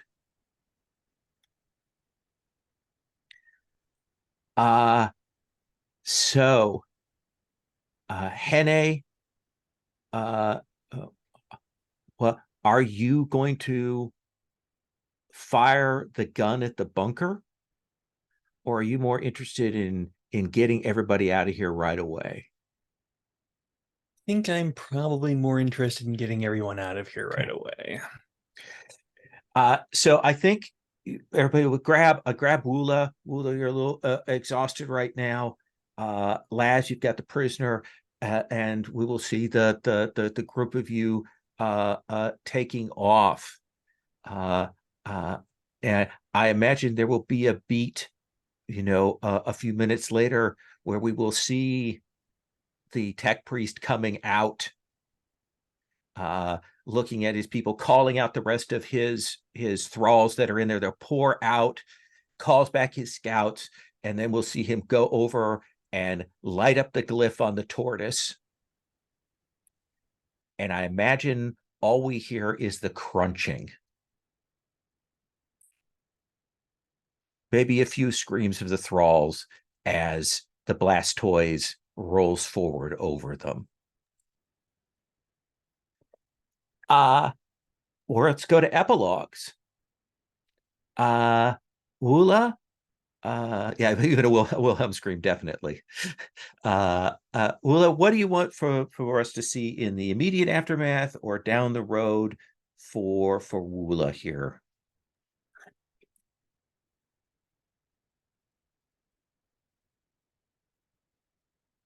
Down the road, I've not exactly become close with, but at least friendly with Finna. And I've probably been encouraging Finna to pursue maybe even a mentorship under Hene, because of Finna's clear aptitude with technology and ability to scavenge, and also courage. I like that. His mother is the bartender in New Mossgrove, and while she doesn't approve of this, I think that she will eventually grudgingly, nod that this seems to be the way he's going. I like that. Laz, That's if it's okay with Daniel. Yeah, is that cool with you, Daniel? Absolutely, 1000%. Okay. Okay. Laz, what about for you? I think for Laz's epilogue, you see him with that hunting pulsar taking some target practice and doing a really bad job of it. And then like he misses a number of shots, and then he thinks it's more adjustments. It can't be me. It's this damn piece of equipment. And so, he kind of gets out and keeps on trying to tinker with that rifle to get it to operate correctly.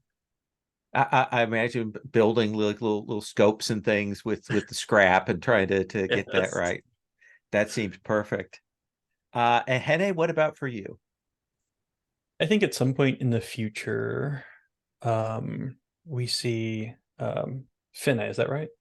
Yeah.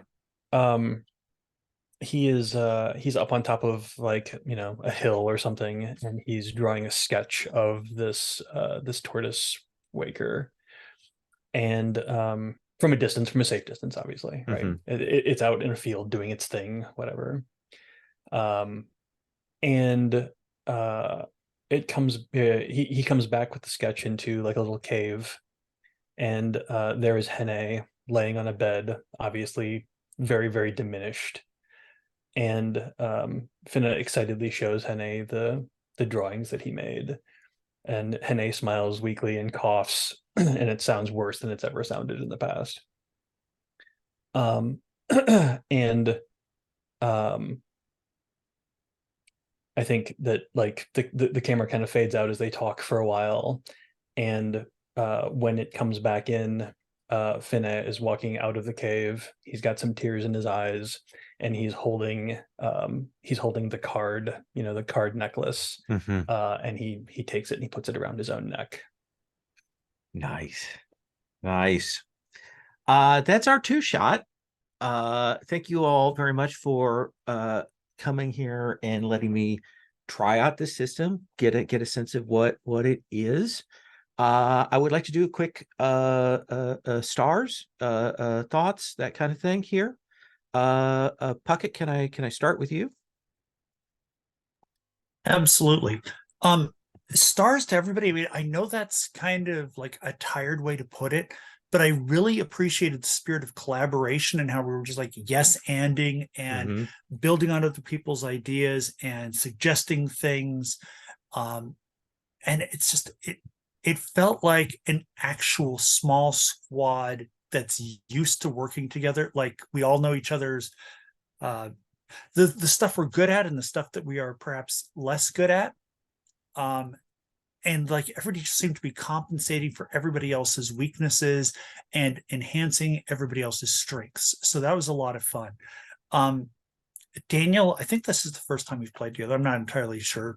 But I really liked how you portrayed Hene, particularly the bit about her being so excited, or them being so excited about getting this close to a Waker.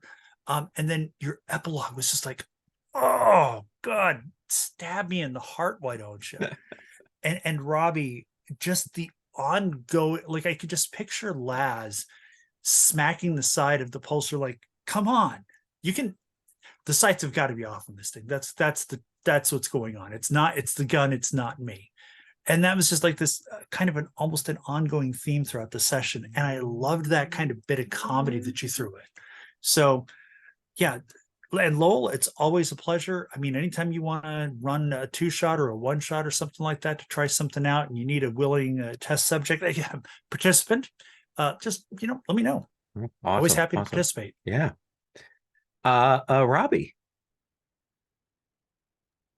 Yeah, this is the first time I had played a 2D20 system, and I had been wanting to. I had taken a look at Conan and said, this looks like a really fun system, and it is a lot of fun. And I think one of the things that made it fun was Puckett and Daniel both, uh, all three of us, I think, were getting into the economy of it. I mean, it is, I think, for the systems to work, the players have to kind of be, equipped and alert and dedicated to kind of keeping track of how the different spends can occur. And yeah, and those collaborative scenes, I think, both the fight with the cats and then the escape scene, I think those were beautiful. And the way that,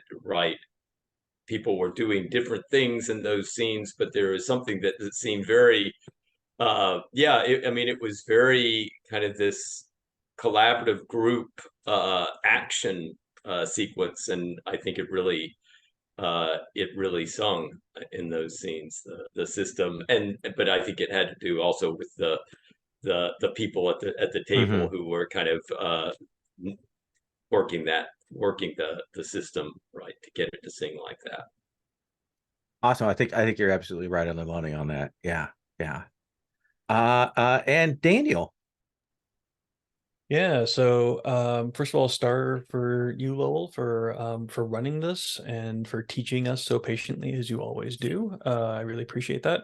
This was my first experience with a 2D20 game as well. I read like a little bit of Captain's Log, but I've never actually played a 2D20 game before, and I'm pretty interested in some of them.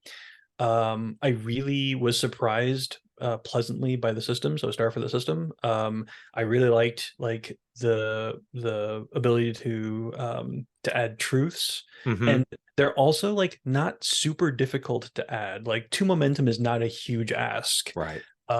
So like it feels like something you could do pretty regularly, which is a feature I really enjoy in a game.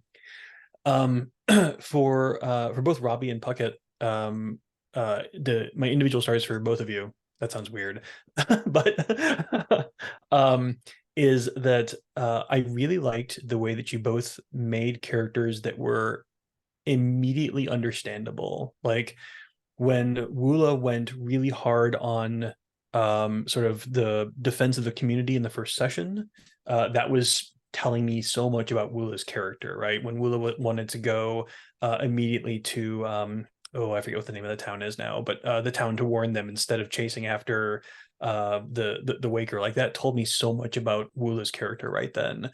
And when Laz, like when you put yourself in extreme danger to go and rescue, you know, the other hostage that was in the bunker, and even, you know, the young boy who was surrounded by the cat, you know, Mhm. Wakers, like that just told me so much about your characters. And I love it when people just like pound at who their character is, right? And make that super obvious. And I loved that from both of them. um if I had a wish, my wish would be that Mads could have been here today. Yeah. Yeah. I want to thank you all for playing this with me. I'm really pleased. I mean, I like 2D20. I run Dune for one of my two home group things. And you know, even the ones that have the like the extra effect dice, I like those. Okay. This is a quite for me a good implementation of the system. I think this starter set is really kind of amazing for a free PDF product. And I'm glad I ordered the physical copy of it just because I have one face-to-face group and I might give it a try with them. So I was glad to have the chance to explore this. And I love the characters. So thank you all very much for that, for good stuff. And I dug it. I am going to stop the recording.